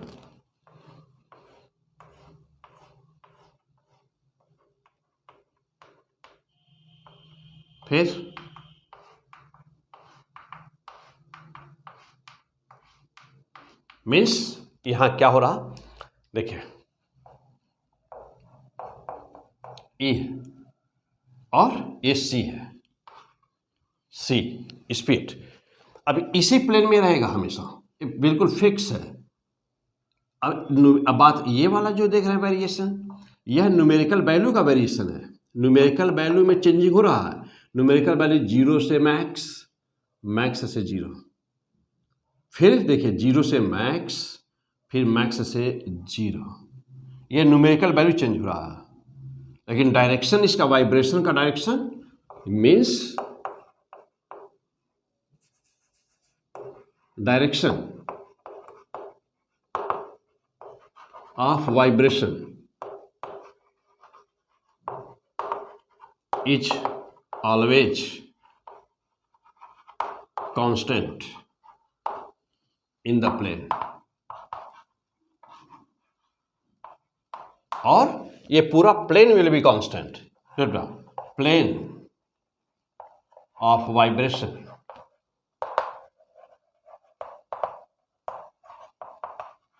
will be constant. ये प्लेन ऑफ वाइब्रेशन ही कांस्टेंट होगा।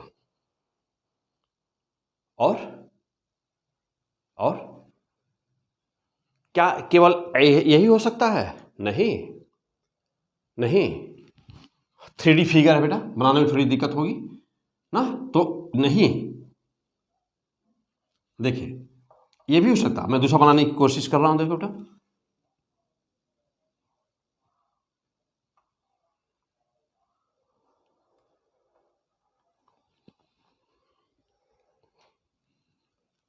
इनसाइड ना,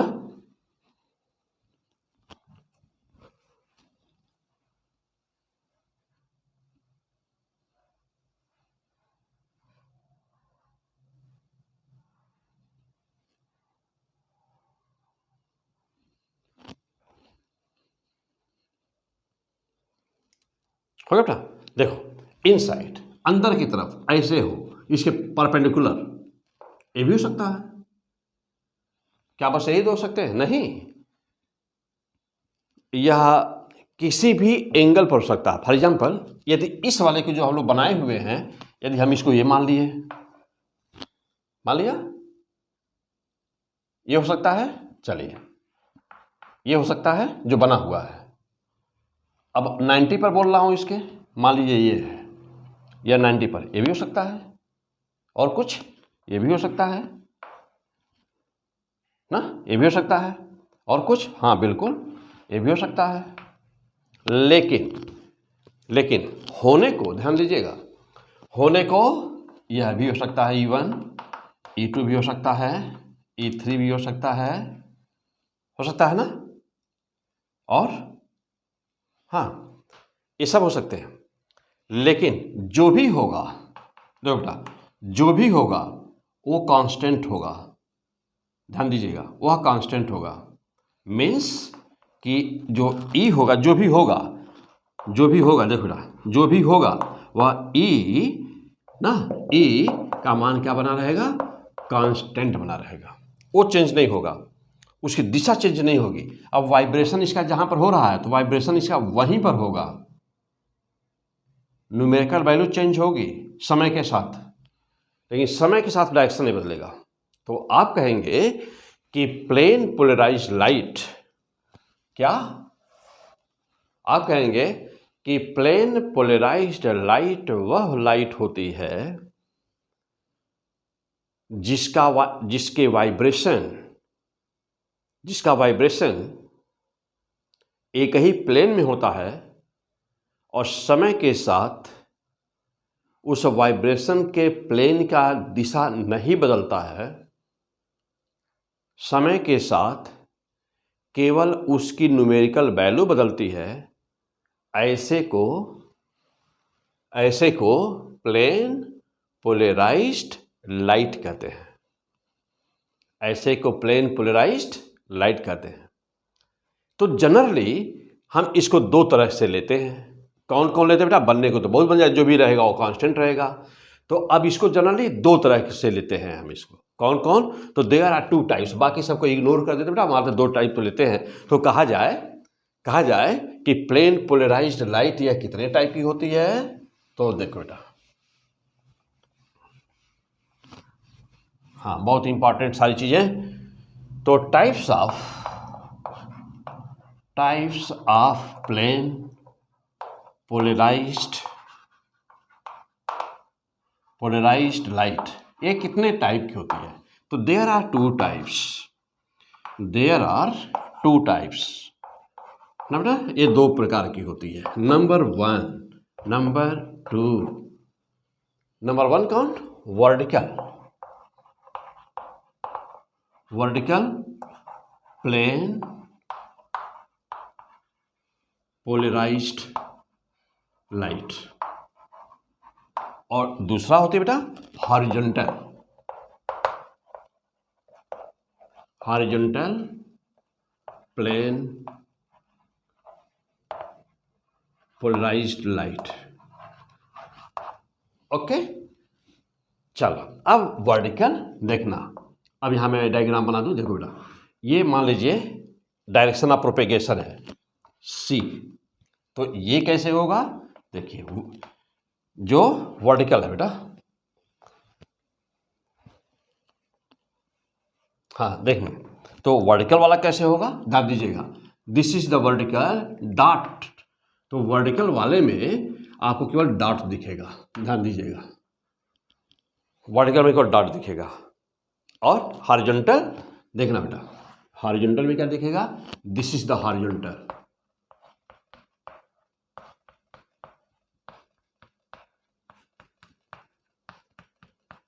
दिस इज द C। तो this is the plane polarised light. यह भी प्लेन पोलराइज्ड, यह भी प्लेन पोलराइज्ड, लेकिन ये कैसी हॉरिजॉन्टल, ये कैसी वर्टिकल। वर्टिकल में क्या दिखेगा, डॉट, और इसमें क्या दिखेगा, पूरा दोनों साइड में एरो। फाइन, क्लियर होगा बेटा। प्लेन पोलराइज्ड लाइट क्या होती है, तो these are the plane polarised light. क्या यही दोनों संभव है, क्या यही दोनों संभव है, हाँ पक्का ही दोनों संभव है। बाकी सब कहाँ गई, तो बाकी सब जो भी लिया गया था, तो बाकी सब की कोई जरूरत नहीं है। क्यों, क्योंकि ना वो हॉरिजॉन्टल ना होगी ना वर्टिकल, इससे इग्नोर कर देते हैं, केवल दो लेते हैं बस, वर्टिकल और हॉरिजॉन्टल। अब यदि कहीं पर, हो बेटा ध्यान दीजिएगा, अब यदि कहीं पर कोई भी लाइट ऐसे दिखाई गई, यह भी डॉट भी है और प्लेन में वाइब्रेशन दिखाया जा रहा है, यानी वर्टिकल भी है हॉरिजॉन्टल भी है, ध्यान दीजिएगा, तब ये लाइट कैसी कहलाएगी। अब भैया दोनों है, देख बेटा, देख रहे हैं दोनों है, दोनों इक्वल अमाउंट में दिख रहा है, बराबर बराबर बराबर बराबर दिख रहा है, तब क्या कहलाएगा यह, तब क्या बोले, हाँ तब ऑर्डिनरी लाइट हो गई। और क्या, ऑर्डिनरी लाइट। क्यों, क्योंकि बराबर इक्वल अमाउंट में दोनों हैं, हॉरिजॉन्टल भी है वर्टिकल भी है, यानी सब कुछ दिखाया जा रहा है उसमें। और ये अकेला, या तो देखिए अकेला है, या तो हॉरिजॉन्टल हो गया अकेला, या तो अकेला वर्टिकल हो गया, तब क्या हो गया, तब कहता है कि ये लाइट पोलराइज्ड हो गई। तो कौन सी पोलराइज्ड लाइट है इसमें, ये कैसी लाइट हो गई, पोलराइज्ड। ये कैसी लाइट हो गई, पोलराइज्ड। कैसे पता चला, क्योंकि इसके अंदर ना वही यूनिडायरेक्शनल प्रॉपर्टी आ गई। कैसे पता चला, इसके अंदर यूनिडायरेक्शनल प्रॉपर्टी आ गई। देखिए एक दिशा में हो गया, ये भी एक दिशा में हो गया, है ना, इसके अंदर यूनिडायरेक्शनल प्रॉपर्टी आ गई, इसके भी अंदर यूनिडायरेक्शनल प्रॉपर्टी आ गई, लेकिन इसके अंदर यूनिडायरेक्शनल प्रॉपर्टी नहीं है, मल्टी डायरेक्शनल प्रॉपर्टी है। इसलिए कैसी लाइट है, यह ऑर्डिनरी लाइट है। छोटी छोटी बातें, हो गया। आइए अब नाउ द क्वेश्चन, ये रहा बेटा प्लेन पोलराइज्ड लाइट। अब रहा यह कि सर्कुलरली पोलराइज्ड लाइट क्या होती है, सर्कुलरली पोलराइज्ड लाइट क्या होती है, और इलिप्टिकली पोलराइज्ड लाइट क्या होती है। तो अब यहाँ हम लोग बाद में चलेंगे, अब फिर चलते हैं बेटा। क्यों, क्योंकि प्लेन पोलराइज्ड लाइट के सुपरपोजिशन से सर्कुलरली पोलराइज्ड लाइट प्रोड्यूस होगी और इलिप्टिकली पोलराइज्ड लाइट प्रोड्यूस होगी, इन दोनों के सुपरपोजिशन से होगी, यानी कि दो लाइट के सुपरपोजिशन से होगी। अब वो बाद में, पहले नाउ द क्वेश्चन कि यह प्लेन पोलराइज्ड लाइट कैसे प्राप्त की जाएगी। चलिए,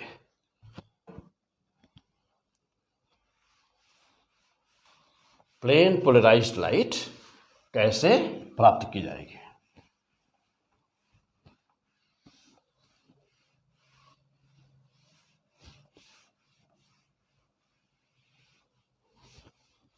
हाँ, सबसे इंपॉर्टेंट है प्लेन पोलराइज्ड लाइट। क्यों, बाकी सब इसी से निकल जाती हैं। आ जाओ, देखो अब लिखेगा कि production of plane polarised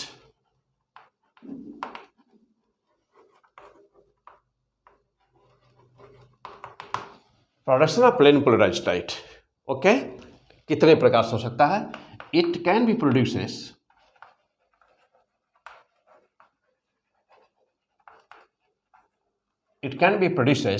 by, okay, number one reflection. It can be produced by reflection number one, reflection number two, refraction number three, scattering number 4, dichroism number 5 double refraction हो गया बेटा। तो यहां पर देख रहे हैं ना, reflection, refraction, scattering, dichroism and double refraction. अब ये पहली बात है कि डाइक्रोइजम है क्या ना, डाइक्रोइजम है क्या बेटा, डबल रिफ्रैक्शन क्या है, स्कैटरिंग क्या है, रिफ्रैक्शन क्या है, रिफ्लेक्शन क्या है। तो हम लोग लेते हैं पहला पॉइंट रिफ्लेक्शन। सबसे देखना है हम लोगों को, सब देखेंगे, यह भी यह भी यह भी यह भी सब देखा जाएगा। तो सबसे पहले रिफ्लेक्शन। ओके बेटा, कम ऑन द पॉइंट। चलिए, तो ये इतने तरीके हैं, इतनी टाइप्स हैं जिससे हम लोग प्लेन पोलराइज लाइट, ध्यान दीजिएगा, प्लेन पोलराइज लाइट हम लोग प्रोड्यूस करते हैं, इतने तरीके हैं। हाँ, नोट करिए जल्दी से, नोट करिए फास्ट।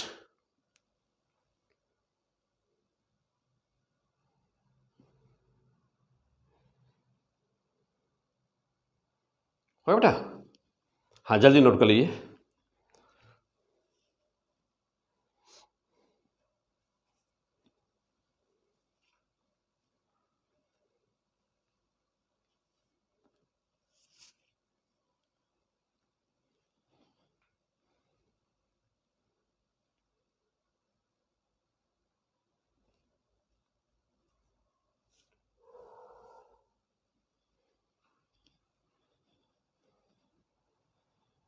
हो गया बेटा। चलिए, अब सबसे पहले जो साइंटिस्ट था बेटा, जिसने इसका नाम दिया था, ओके, चलो बेटा देखो, तो यस, ए पॉइंट नोट करिएगा कि plane polarised light, plane polarised light, plane polarised light reflection से प्रोड्यूस हो सकती है। इसको सबसे पहले ऑब्जर्व करने वाला साइंटिस्ट कौन था, किसने सबसे पहले बताया कि रिफ्लेक्शन से भी लाइट प्लेन पोलराइज्ड हो सकती है, ये कहने वाला साइंटिस्ट कौन था? ओके, ये 1808 में साइंटिस्ट था बेटा, E.L. मैलस। हाँ, वही मैलस जो आगे चल के मैलस ला दिया था। तो 1808 में E.L. मैलस ने सबसे पहले बताया था कि light can be produced, plane polarised light can be produced by the reflection process. और तब उसके बाद 1892 में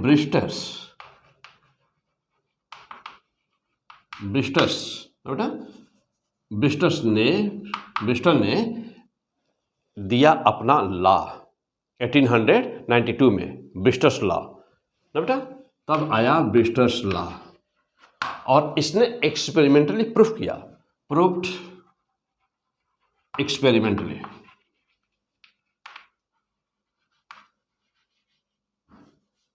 प्रूव्ड एक्सपेरिमेंटली, ओके। यानी कि हम लोग क्या देखने जा रहे हैं, हम लोग पहले देखेंगे reflection, refraction, scattering, dichroism and double refraction. तो सबसे पहले पॉइंट रिफ्लेक्शन, किसका नियम? ब्रिस्टर्स लॉ।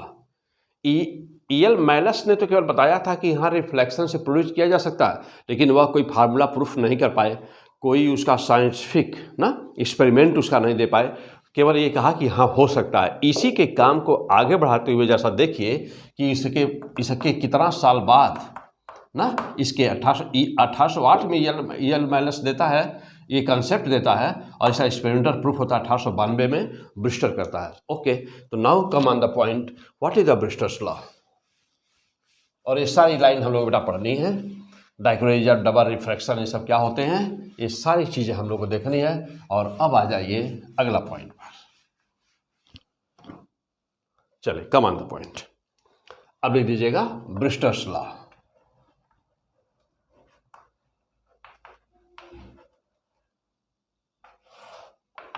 ब्रिस्टर्स लॉ क्या कहता है ब्रिस्टर? आज बेटा ये डायग्राम बनाते हैं, बहुत ही सिंपल सी चीजें हैं सर। हाँ, अब आप समझ जाएंगे सब देख करके ये क्या है,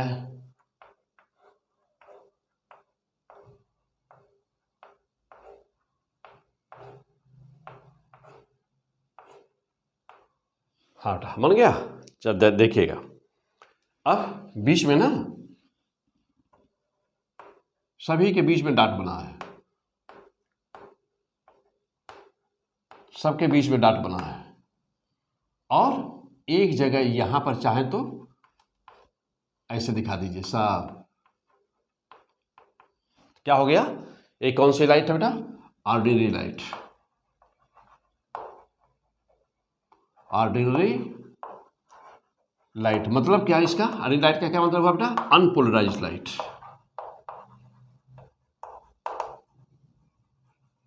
अनपोलराइज्ड लाइट, अनपोलराइज्ड लाइट है ना बेटा।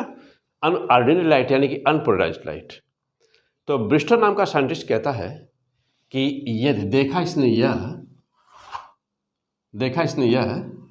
ना बेटा, थोड़ा इधर बना दे बेटा इसको।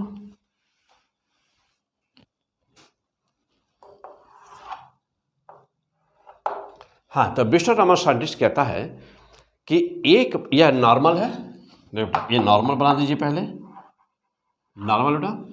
ये नीचे ये वाला जो सरफेस है ना, ये ग्लास है, ये ग्लास है बेटा, ये ग्लास है। देखिए तो ये ग्लास है, ये ग्लास है, और यह एयर है, यह एयर है। ओके, ये μ1 है बेटा, ये μ2 है। तो कहता है कि हाँ, पाया क्या?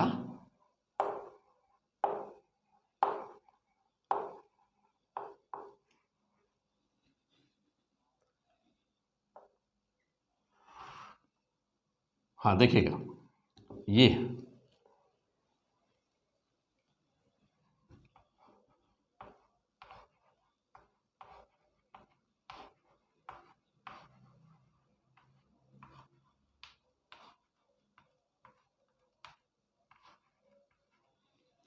देखो बेटा, ये क्या लाइट हो गई? अब देखे पहचान जाएंगे तुरंत। और ये है एंगल, ये नाम दे दिए आई, ये एंगल है आर, ये एंगल है T, angle T, angle of transmission. ये कैसे है? ये है रिफ्रैक्शन। और ये क्या बेटा? Plane polarised light. क्या बेटा? प्लेन पोलराइज्ड लाइट है।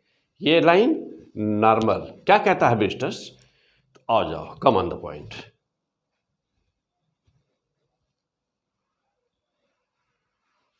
हाँ बेटा चलो देखो, तो ब्रिस्टल कहता है कि when light incident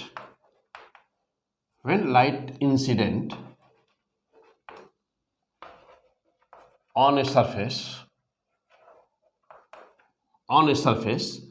at particular angle, कहता है ब्रिस्टल कि जब कभी भी ऑर्डिनरी लाइट को किसी पार्टिकुलर एंगल पर इंसिडेंट करते हैं, और वो एंगल कितना बेटा? नॉर्मल और लाइट इंसिडेंट के बीच का एंगल है आई। तो when light incident on a surface at a particular angle, then it becomes plane polarized. तो कहता है कि वह लाइट प्लेन पोलराइज्ड हो जाती है। ओके बेटा, यानी कि then it becomes plane polarized and कौन सी दिख रही है आपको plane polarized? And appears as क्या? वर्टिकली ना बेटा, देखो vertically polarized light, vertically plane सब लगा दीजिए, वर्टिकली प्लेन देखो बेटा, vertically plane polarised light means कि इसका पूरा नाम क्या हुआ,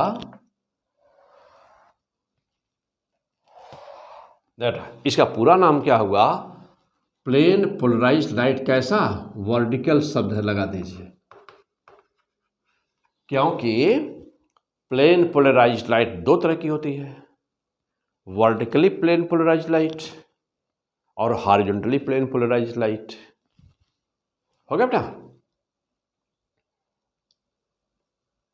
आइए अब जरा ध्यान देना, हाँ जल्दी से फास्ट नोट करिए, बहुत ही सिंपल सब कुछ, ये बेसिक थियरी बेटा, इंट्रोडक्शन। मजा आएगा अभी जब न्यूमेरिकल करेंगे, बहुत छोटा सा चैप्टर है, लेकिन कभी कभी दो दो क्वेश्चन आ जाते हैं ना। बहुत आसान है बेटा, कुछ है नहीं, बहुत ही सिंपल है, बहुत ही आसान है। हाँ आ जाओ, बस जो न्यूमेरिकल्स आएंगे वह ना गलत होने पाए, वो सब सही हो जाए तो बेसिक जब थ्योरी अच्छी रहेगी, फर्स्ट क्लास तैयार होगी थ्योरी, क्या क्यों कैसे अपने आप न्यूमेरिकल लग जाएगा बेटा। देखो ब्रिस्टल्स लॉ क्या है बेटा, फिर से एक बार, when light incident on a surface, यानी कोई भी सरफेस, जैसे हम लोग यहाँ पर ले लिए हैं ग्लास ना, हम लोग ले लिए हैं क्या बेटा, यहाँ पे हम लोग ग्लास ले लिए ना, हम लोग ग्लास ले लिए, तो किसी सरफेस पर, on a surface at a particular angle, then it becomes plane polarized. तो यह प्लेन पोलराइज्ड होता है, और क्या हुआ, एंड और अपीयर्स एज, दिखता है कैसे, vertically plane polarised light, vertically plane polarised light. Okay, vertically plane polarised light के रूप में दिखता है वो। हो गया बेटा? हाँ नोट करिए, जल्दी बना लीजिए इसको, फर्स्ट डायग्राम बनाइए फटाफट।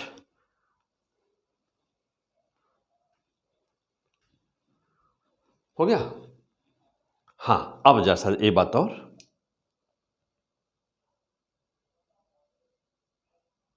हो बेटा आ जाओ, अब जो, तो ये अच्छा, इसी को हम लोग क्या कहते हैं, रिफ्लेक्टेड रेज बोलते हैं ना। तो जो लाइट रिफ्लेक्ट हो रही है, यहाँ पर लिख दीजिएगा रिफ्लेक्टेड रेज, रिफ्लेक्टेड लाइट कह दीजिए, रिफ्लेक्टेड लाइट। ओके, अब जो रिफ्रैक्शन यानी कि रिफ्रैक्टेड लाइट कर दिया जाए इसे बेटा, तो ये कैसी मिली, देखिए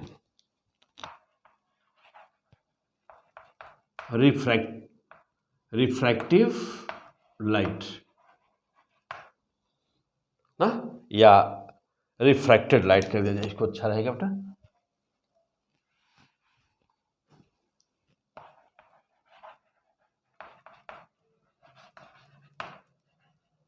हाँ देखो रिफ्रैक्टेड लाइट कैसे मिली, अब यहां ना देखिएगा, देख लो, यानी कि वर्टिकल कंपोनेंट भी है और हॉरिजॉन्टल कंपोनेंट भी है, यानी कि जो ये लाइट आई, रिफ्रैक्टेड लाइट मिली हमको, वह पार्शियली पोलराइज्ड लाइट है।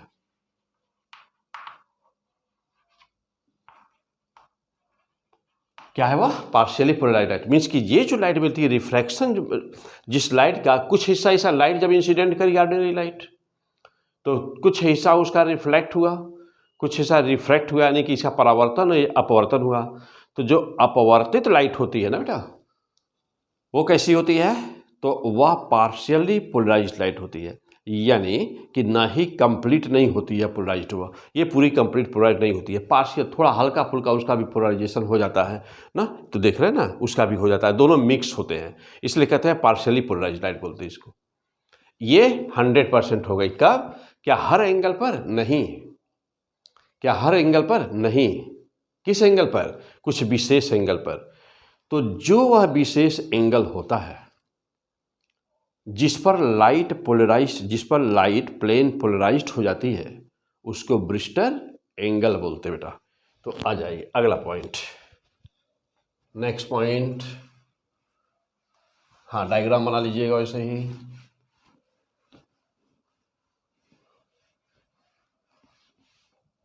हाँ आइए देखिएगा, the angle of incidence, the angle of incidence at which reflected light becomes plane polarized,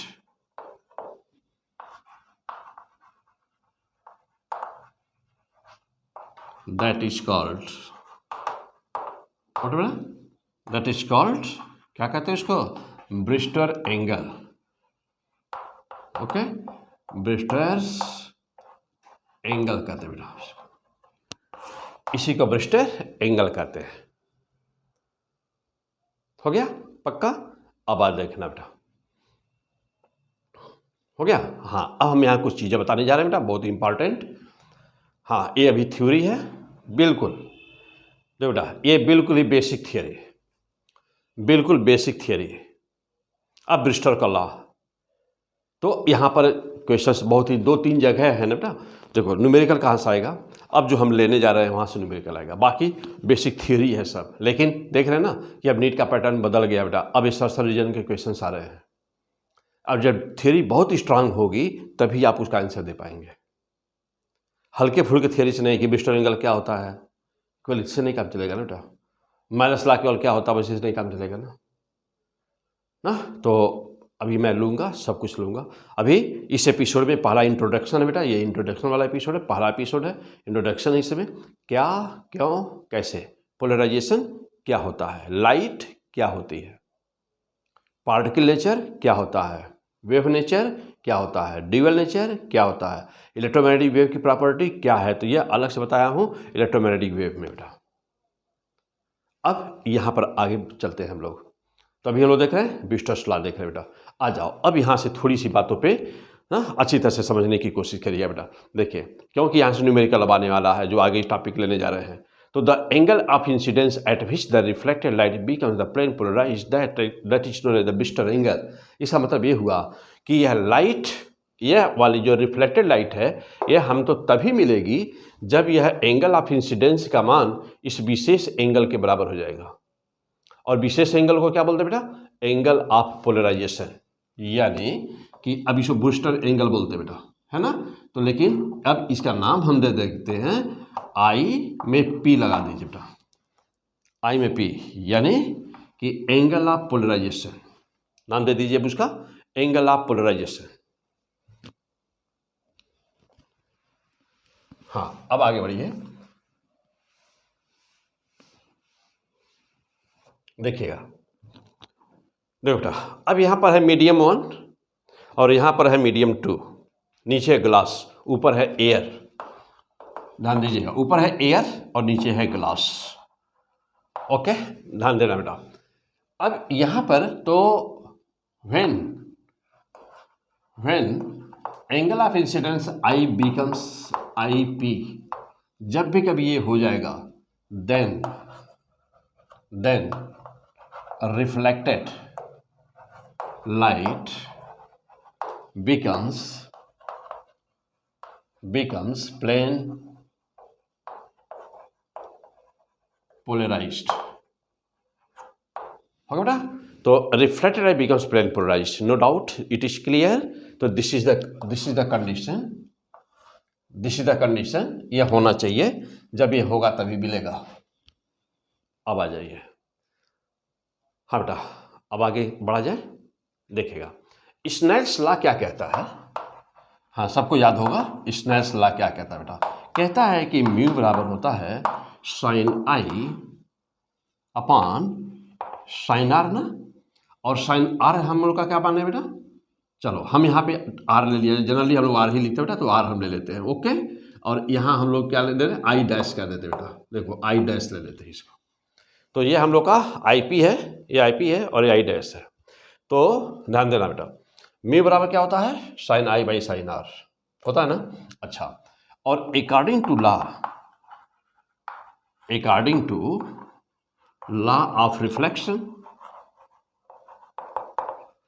आई बराबर आई डैश होता है, जानते हैं. हमेशा यह एंगल और यह एंगल दोनों बराबर होते हैं. Angle of incidence and angle of reflection दोनों बराबर होते हैं. मीन्स ऑलवेज आई बराबर आई डैश ऑलवेज होता है। चलिए आगे बढ़ा जाए। अब देखना, तो जब यह बराबर है बेटा, ध्यान देना, यह बराबर है, इसके दोनों बराबर होंगे होंगे और क्या, हाँ ये देखो बेटा, ये स्ट्रेट लाइन है, ये स्ट्रेट लाइन है, 180 डिग्री है, 180 डिग्री है बेटा।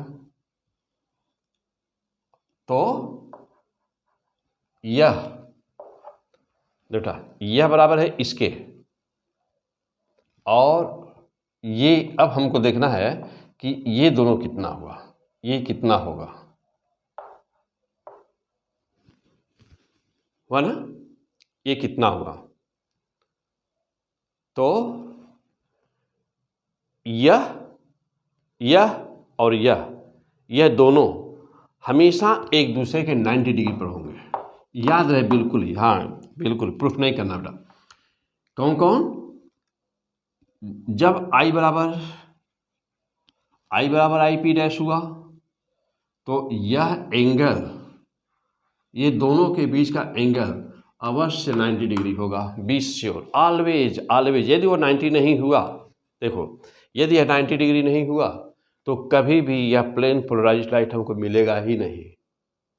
तो यदि यह प्लेन पोलराइज्ड हुआ फिर हमेशा दोनों एक दूसरे के 90 डिग्री पर अवश्य होंगे। हो गया। अब जा आगे आइए, देखना बेटा, ये दोनों बराबर होते हैं आपस में। आइए छोड़ दीजिए इसको। अब देखिए, तो जब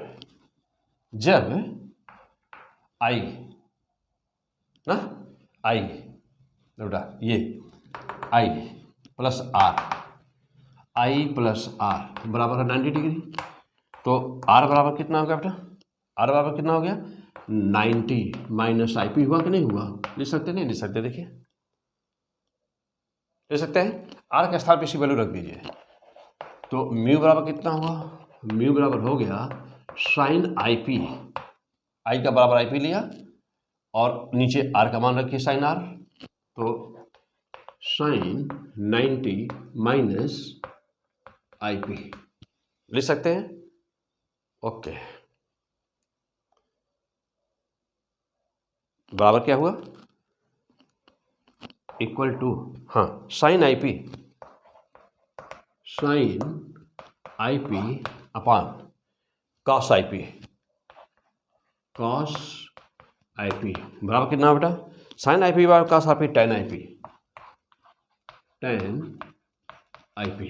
ओके, तो this was the proof of the Brewster's. क्या कहता है, टेन आई पी। इसका मतलब ये हुआ, ये म्यू बराबर किसके हुआ। तो फाइनली क्या मिला कि म्यू बराबर टेन आई पी। ओके, बेटा म्यू बराबर टेन आई पी, हाँ जल्दी से नोट कर लीजिए।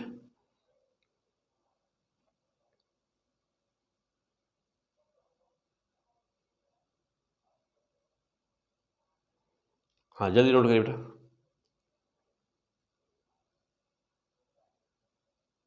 हो गया, चलिए हाँ अब देखिएगा, यानी कि ब्रिस्टर्स लॉ क्या मिला, ब्रिस्टर्स लॉ क्या कहता है ब्रिस्टर्स लॉ कि म्यू बराबर टेन आई पी होता है। मीन्स कि angle of polarization I P बराबर कितना हुआ, तो आप कहेंगे टेन इनवर्स म्यू हुआ, म्यू हुआ ना। देखो बेटा, आई पी बराबर टेन इनवर्स म्यू। म्यू क्या है, refractive index of glass with respect to the air. हाँ अब देखो बेटा, म्यू क्या है,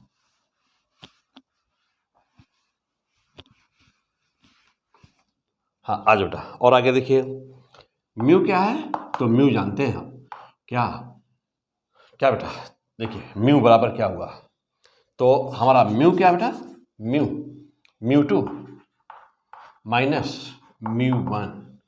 म्यू बराबर क्या है, mu two minus mu one. Mu two किसका है, म्यू टू। ये किसका है बेटा? Mu one. ये क्या है? Mu two. तो ये मीन्स कि यदि देखो बेटा, यह absolute refractive index of glass, यानी कि म्यू टू को क्या कहेंगे? म्यू टू बराबर ना एब्सोल्यूट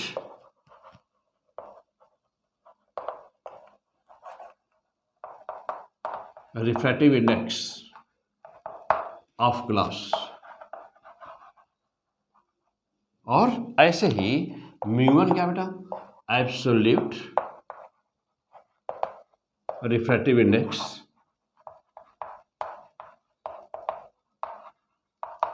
ऑफ एयर। तो अब इसको कैसे लिख सकते हैं? इसको देखो बेटा, 1 म्यू टू बराबर क्या? Mu two upon mu one. अब इसी 1 म्यू टू को ना बेटा, जिसमें देखो, जिसमें लाइट जा रही होती है उसका, अभी मैं वहाँ पे ये सब आप डिटेल में देख ले लो बेटा। वहाँ पे रिफ्लेक्शन रिफ्रैक्शन जहाँ पर है ना, वहाँ पर पूरा डिटेल सब कुछ दिया हुआ है, पूरा गजब का, वहाँ पढ़ेंगे ये सब ना बेटा। लेकिन यहाँ मैं बता दूँ कि लाइट जिसमें जा रही होती है उसका रिफ्रैक्टिव इंडेक्स निकाला जाता है अपवर्तनांक, और जिसमें से जा रही होती है उसके सापेक्ष। तो यहाँ मैं आपको पूरा वेव में, पूरा लाइट में बहुत ही ज़बरदस्त, बहुत ही इम्पॉर्टेंट, बहुत ही ना स्मार्ट प्रोसेस, मैजिकल कंसेप्ट सब कुछ देने वाला हूँ। तो डिटेल पूरा पहले किसी भी चैप्टर का एकदम जीरो से, क्या, क्यों, कैसे, बिल्कुल जीरो से एकदम, और फिर पहुँचाऊँगा उस लेवल पे जहाँ की आगे जानने की ज़रूरत नहीं है। तो हम लोग क्या पढ़ रहे थे बेटा? हम लोग पढ़ रहे थे ब्रिस्टर्स लॉ देख रहे हैं हम लोग, पोलराइजेशन देख रहे हैं हम लोग बेटा। ओके, तो देखो तो म्यू होता क्या है? तो ब्रिस्टर्स का लॉ क्या हुआ बेटा? म्यू बराबर tan IP। यानी कि ब्रिस्टर्स लॉ क्या कहता है? तो ब्रिस्टर्स लॉ किस पर बेस्ड है? लॉ ऑफ रिफ्लेक्शन पर बेस्ड है। क्या कहता है ब्रिस्टर्स का लॉ? ब्रिस्टर्स लॉ कहता है बेटा कि कहीं पर भी लाइट किसी भी सरफेस पर यदि इंसिडेंट की जाए और वह किसी विशेष एंगल पर इंसिडेंट की जाए, यदि वह किसी विशेष एंगल पर इंसिडेंट की जाए, और उस विशेष एंगल का नाम क्या है? ब्रिस्टर्स लॉ, ब्रिस्टर्स एंगल या एंगल ऑफ पोलराइजेशन, यानी I बराबर IP। तो यदि किसी विशेष एंगल पर, या दूसरे शब्दों में कहें कि ब्रिस्टर्स के एंगल पर इंसिडेंट की जाए या एंगल ऑफ पोलराइजेशन पर इंसिडेंट की जाए, किससे? नॉर्मल से।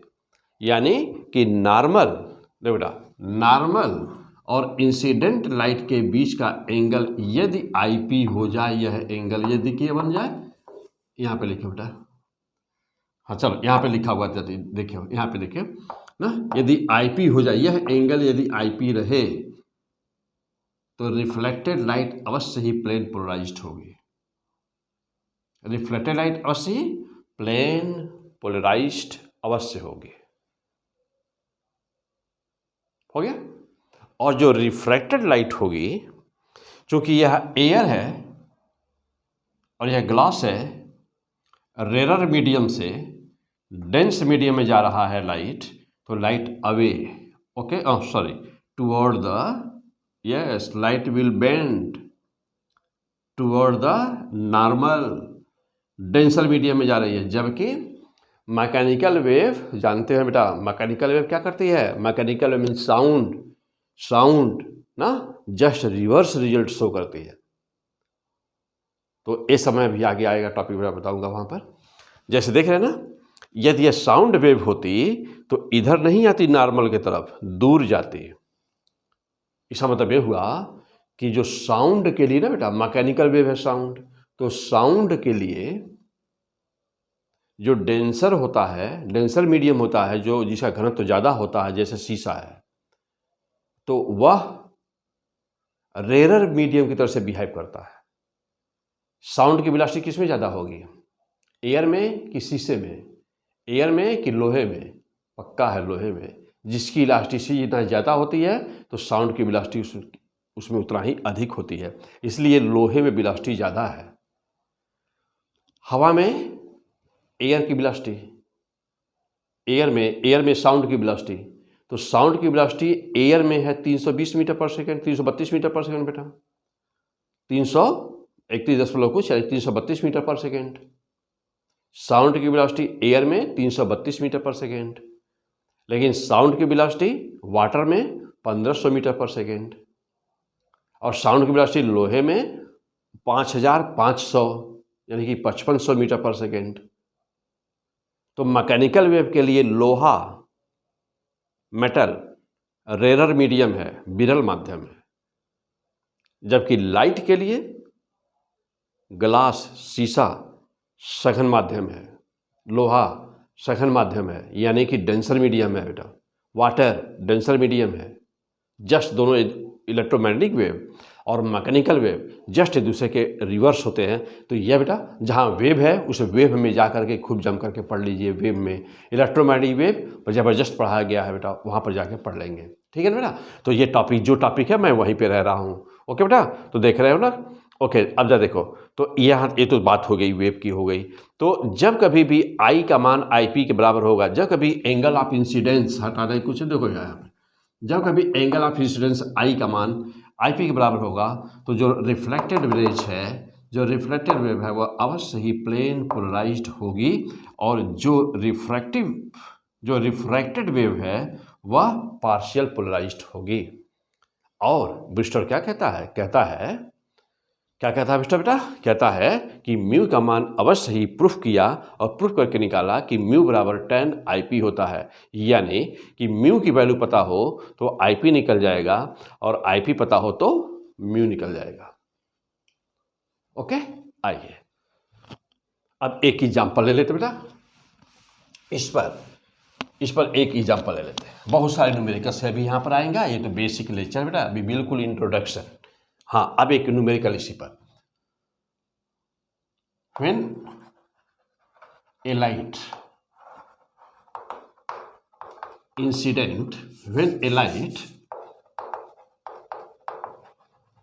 incident on a glass sheet at 30 degree, it बेटा क्या कह रहा है कि when a light incident on a glass sheet at 30 degree, it becomes plane polarized. What is refractive index? What is refractive index of glass? What is refractive index of glass? बस बहुत ही आसान, एक लाइन मौखिक मार दो बेटा निशान। Mu बराबर 10 IP, अभी पढ़े हो, म्यू बराबर 10 IP। कह रहा ना रिफ्रैक्टिव इंडेक्स पूछ रहा है, तो क्या करना है, म्यू बराबर, हाँ बस एक लाइन, म्यू बराबर हो गया बेटा। तो म्यू बराबर कितना हो गया, रिफ्रैक्टिव इंडेक्स की वैल्यू कितनी हो जाएगी, म्यू बराबर, चलो देखो, तो म्यू बराबर 10, या इसको 60 डिग्री कर दो, सबसे अच्छा रहेगा 60 डिग्री कर दो बेटा। कुछ भी एंगल ले लिया जाए, 45, 60, 30 कोई मतलब नहीं उसका, मान लो 60 डिग्री ले लिया जाए, क्योंकि जनरली 60 डिग्री बार बार देता है। तो दो बेटा क्या आएगा, म्यू बराबर 10 IP, तो 10 कितना 60 डिग्री, एक लाइन का मौखिक सवाल है बेटा। देखो म्यू बराबर 10, 60 बराबर कितना होता है, √3, और √3 का मान क्या हो गया, यानी क्या बता रहा है यह कि म्यू बराबर 1.732, this is the value of the mu. Okay, हो गया बेटा।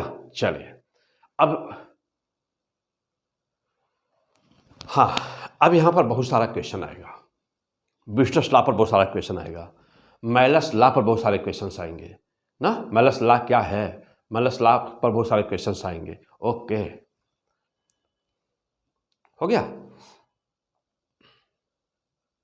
हाँ नोट करो बेटा, जल्दी से नोट करिए फास्ट। तो ये था ब्रिस्टर्स लॉ। दो बातें ध्यान रहे, जब भी कभी ऑर्डिनरी लाइट ब्रिस्टर एंगल पर इंसिडेंट करती है किसी भी सरफेस पर, तो जो रिफ्लेक्टेड लाइट होती है वह प्लेन पोलराइज्ड हो जाती है। रिफ्लेक्टेड लाइट और रिफ्रैक्टेड लाइट ये दोनों हमेशा ही एक दूसरे परपेंडिकुलर होती हैं, हमेशा अवश्य होंगे परपेंडिकुलर। क्यों? क्योंकि ये दोनों एंगल हमेशा क्या होते हैं बेटा, आपस में बराबर होते हैं, वो दोनों बराबर होते हैं और यह दोनों हमेशा ही एक दूसरे के 90 पर होंगे। आई प्लस आर बराबर 90 ऑलवेज याद कर लीजिए बेटा। आई देखो बेटा, ये आई है, ये दोनों आपस में बराबर ही हैं, तो I plus R equal to हमें always 90, I plus R equal to always 90। तो जब आई प्लस आर, देखो बेटा आई प्लस आर ना बराबर 90 होता है, तो जब ये दोनों 90 हुआ तो ये अपने आप पे 90 हो गया, तो यानी हमेशा दोनों एक दूसरे को परपेंडिकुलर होंगे। और म्यू बराबर, यानी कि फार्मूला क्या बेटा, म्यू बराबर tan आपी, यहाँ न्यूमेरिकल आएगा, बहुत सारे न्यूमेरिकल्स आएंगे, थ्योरी अब क्लियर हो गए, न्यूमेरिकल्स आएंगे, सॉल्व करेगा। अभी बहुत तमाम न्यूमेरिकल यहाँ पर होगा ना, बहुत ही इंपॉर्टेंट अभी क्वेश्चंस आएगा जो हम लोग बाद में लिया जाएगा। हाँ अभी बेसिक थ्योरी चल रही है बेटा। आओ ओके, हम लोग बात कर रहे थे प्लेन पोलराइज्ड लाइट की।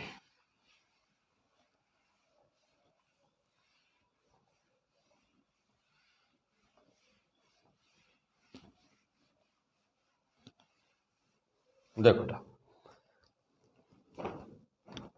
अब रिफ्लेक्शन, तो रिफ्लेक्शन के द्वारा प्लेन पोलराइज्ड लाइट कैसे प्राप्त की जाती है ये हम लोग देखें। अच्छा, अब कोई मेथड ऑफ, हाँ अब एक लाइन लिखे बेटा कि method of production of plane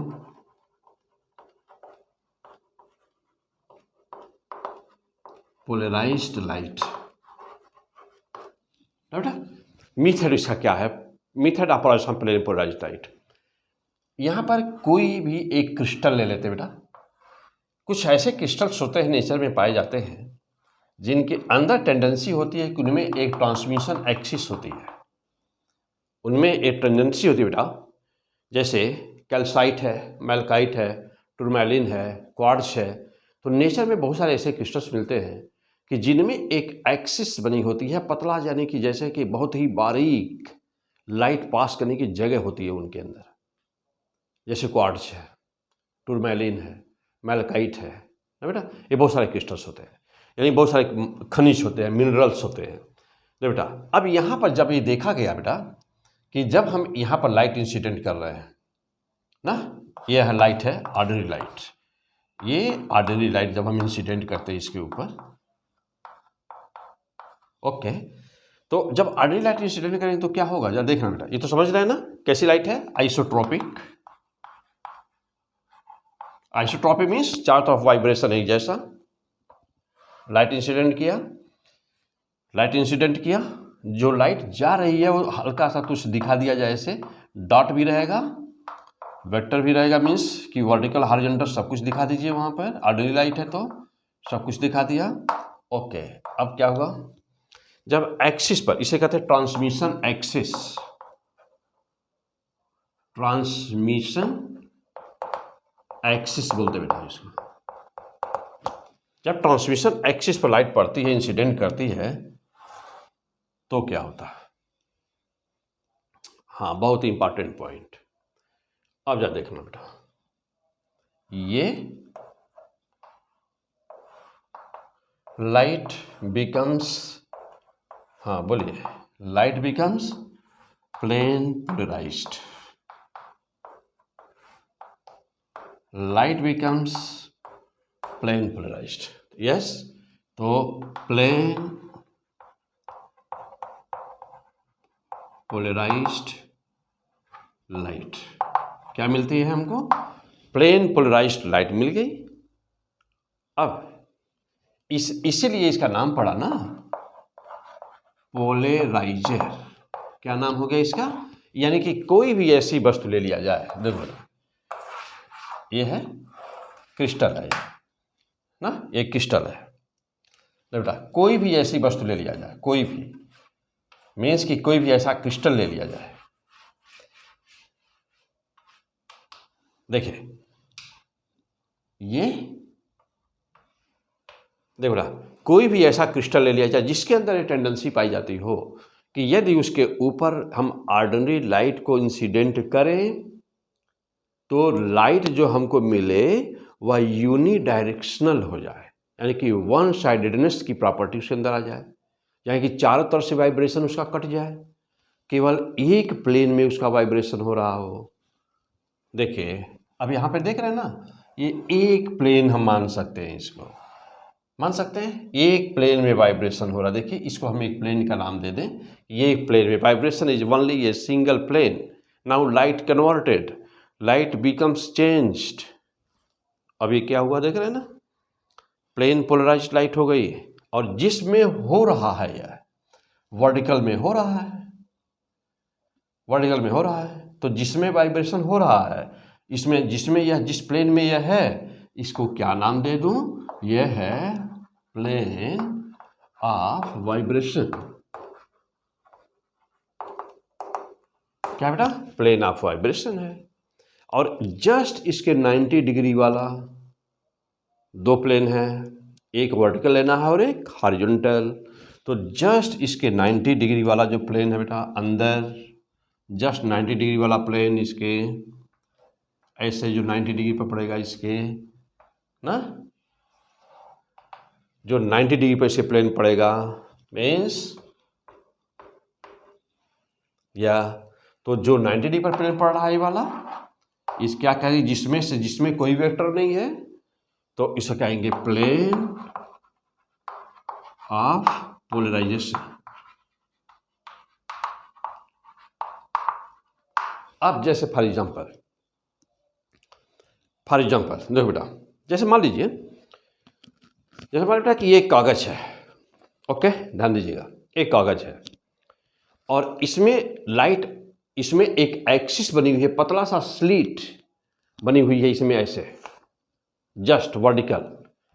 तो जब लाइट पड़ेगी इस पर तो केवल वही वेक्टर पास करेगा, देखिए वही वेक्टर केवल पास करेगा जो स्लिट के पैरेलल होगा, और जो हॉरिजॉन्टल होगा बेटा, देखो जो स्लिट के पैरेलल होगा वही पास करेगा, और जो हॉरिजॉन्टल होगा वो कट जाएगा।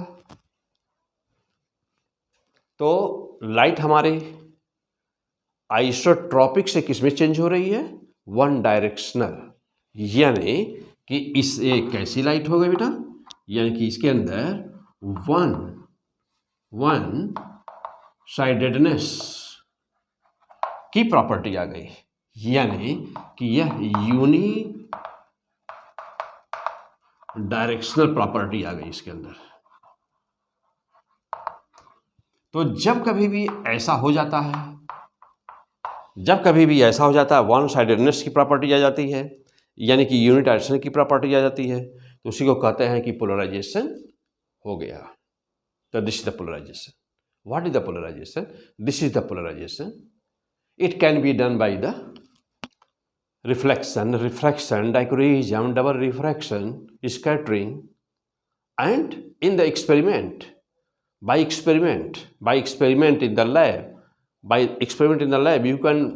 you can obtain by simple way by a simple crystal you can obtain।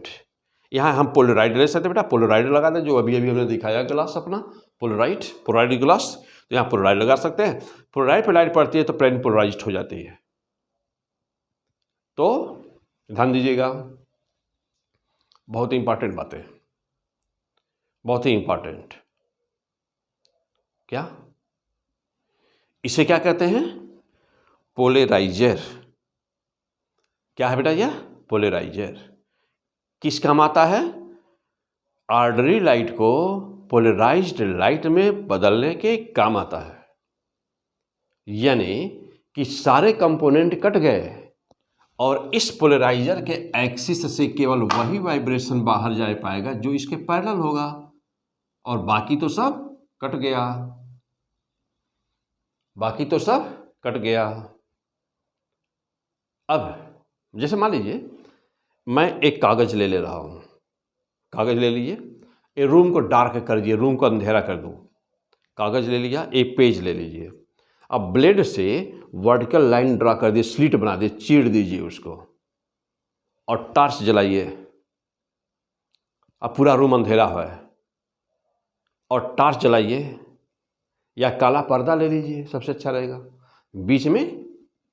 बीच में वर्टिकल ऐसे ब्लेड से चीर दीजिए उसको, चढ़ दिया, स्लिट बोलते हैं उसी को। अब दूर से टॉर्च जलाइए, अब पूरा रूम अंधेरा कर दीजिए। बाहर और पर्दा मोटा है, बीच में केवल एक जगह ब्लेड से आपने चीड़ा लगाया है। चलिए लाइट मारिए उस पर, हो गया। लाइट जलाइए, तो लाइट जलाएंगे तो बाहर आपको पर्दे के पीछे क्या मिलेगा? एक पतली वर्टिकल लाइन मिलेगी ना। बाकी सब क्या हो गई? पर्दे ने रोक दिया, केवल एक वर्टिकल लाइन मिलेगी ना। जस्ट वही चीज़ है बेटा, देखिए केवल एक मिल रहा है। जहाँ इसकी एक्सिस है, इसी एक्सिस से स्लिट मान लीजिए, कहते हैं ट्रांसमिशन एक्सिस ना। तो देखिए इसके पैरेलल जो इस पर पड़ेगा वही मिलेगा। हॉरिजॉन्टल वाला, बाकी सभी एंगल वाला सब कैंसिल हो गया। तो जिस प्लेन में कैंसिल हुआ तो सब, लेकिन दो ही कंसीडर करना होता है, वर्टिकल एंड हॉरिजॉन्टल। तो जिस प्लेन में कैंसिल हो गए सब वेक्टर, सभी इलेक्ट्रिक वेक्टर, शुरू से ही बता रहा हूँ बेटा, क्या पोलराइजेशन जहाँ भी शब्द बोला जाएगा तो केवल किसका मतलब है? Electric vector. तो इलेक्ट्रिक वेक्टर, जहाँ से इलेक्ट्रिक वेक्टर कट गए जिस प्लेन में से, उसे कहेंगे प्लेन ऑफ पोलराइजेशन। और जिसमें पोलराइजेशन के बाद जिसमें एग्जिस्ट कर रहा है, जिसमें वाइब्रेशन अभी प्रेजेंट टाइम में हो रहा है, उसको क्या कहेंगे? उसको कहेंगे प्लेन ऑफ वाइब्रेशन। तो प्लेन ऑफ वाइब्रेशन और प्लेन ऑफ पोलराइजेशन हमेशा एक दूसरे के कितने डिग्री पर होंगे? 90 डिग्री पर। तो थीटा इक्वल ऑलवेज 90 डिग्री। दोनों प्लेन हमेशा एक दूसरे के 90 डिग्री पर होंगे। हो गया पक्का? चलिए अब सवाल ये हुआ बेटा, जो लाइट शुरू में ली गई थी, उसकी इंटेंसिटी सपोज करो y0 है। ये आता है सब न्यूमेरिकल लगाने के लिए मोस्ट इंपॉर्टेंट सारे पॉइंट्स हैं, सब कुछ बहुत ही ज़बरदस्त। देखो तो ये बेटा, देखो ये I0 है, ध्यान दीजिएगा ऑलवेज। तो एक सिंगल पोलराइजर से जब लाइट पोलराइज्ड हो गई, तब अब इसकी इंटेंसिटी, इस लाइट की इंटेंसिटी कितनी आई? ओके, अब ये हटा दें सब बेटा, ये सब कुछ हो चुका है, हटा देते हैं।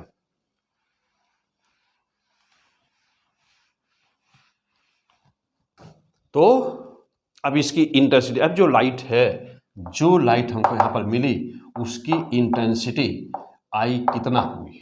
इसकी intensity after the polarization, what will be the intensity of the polarized light? तो बी श्योर।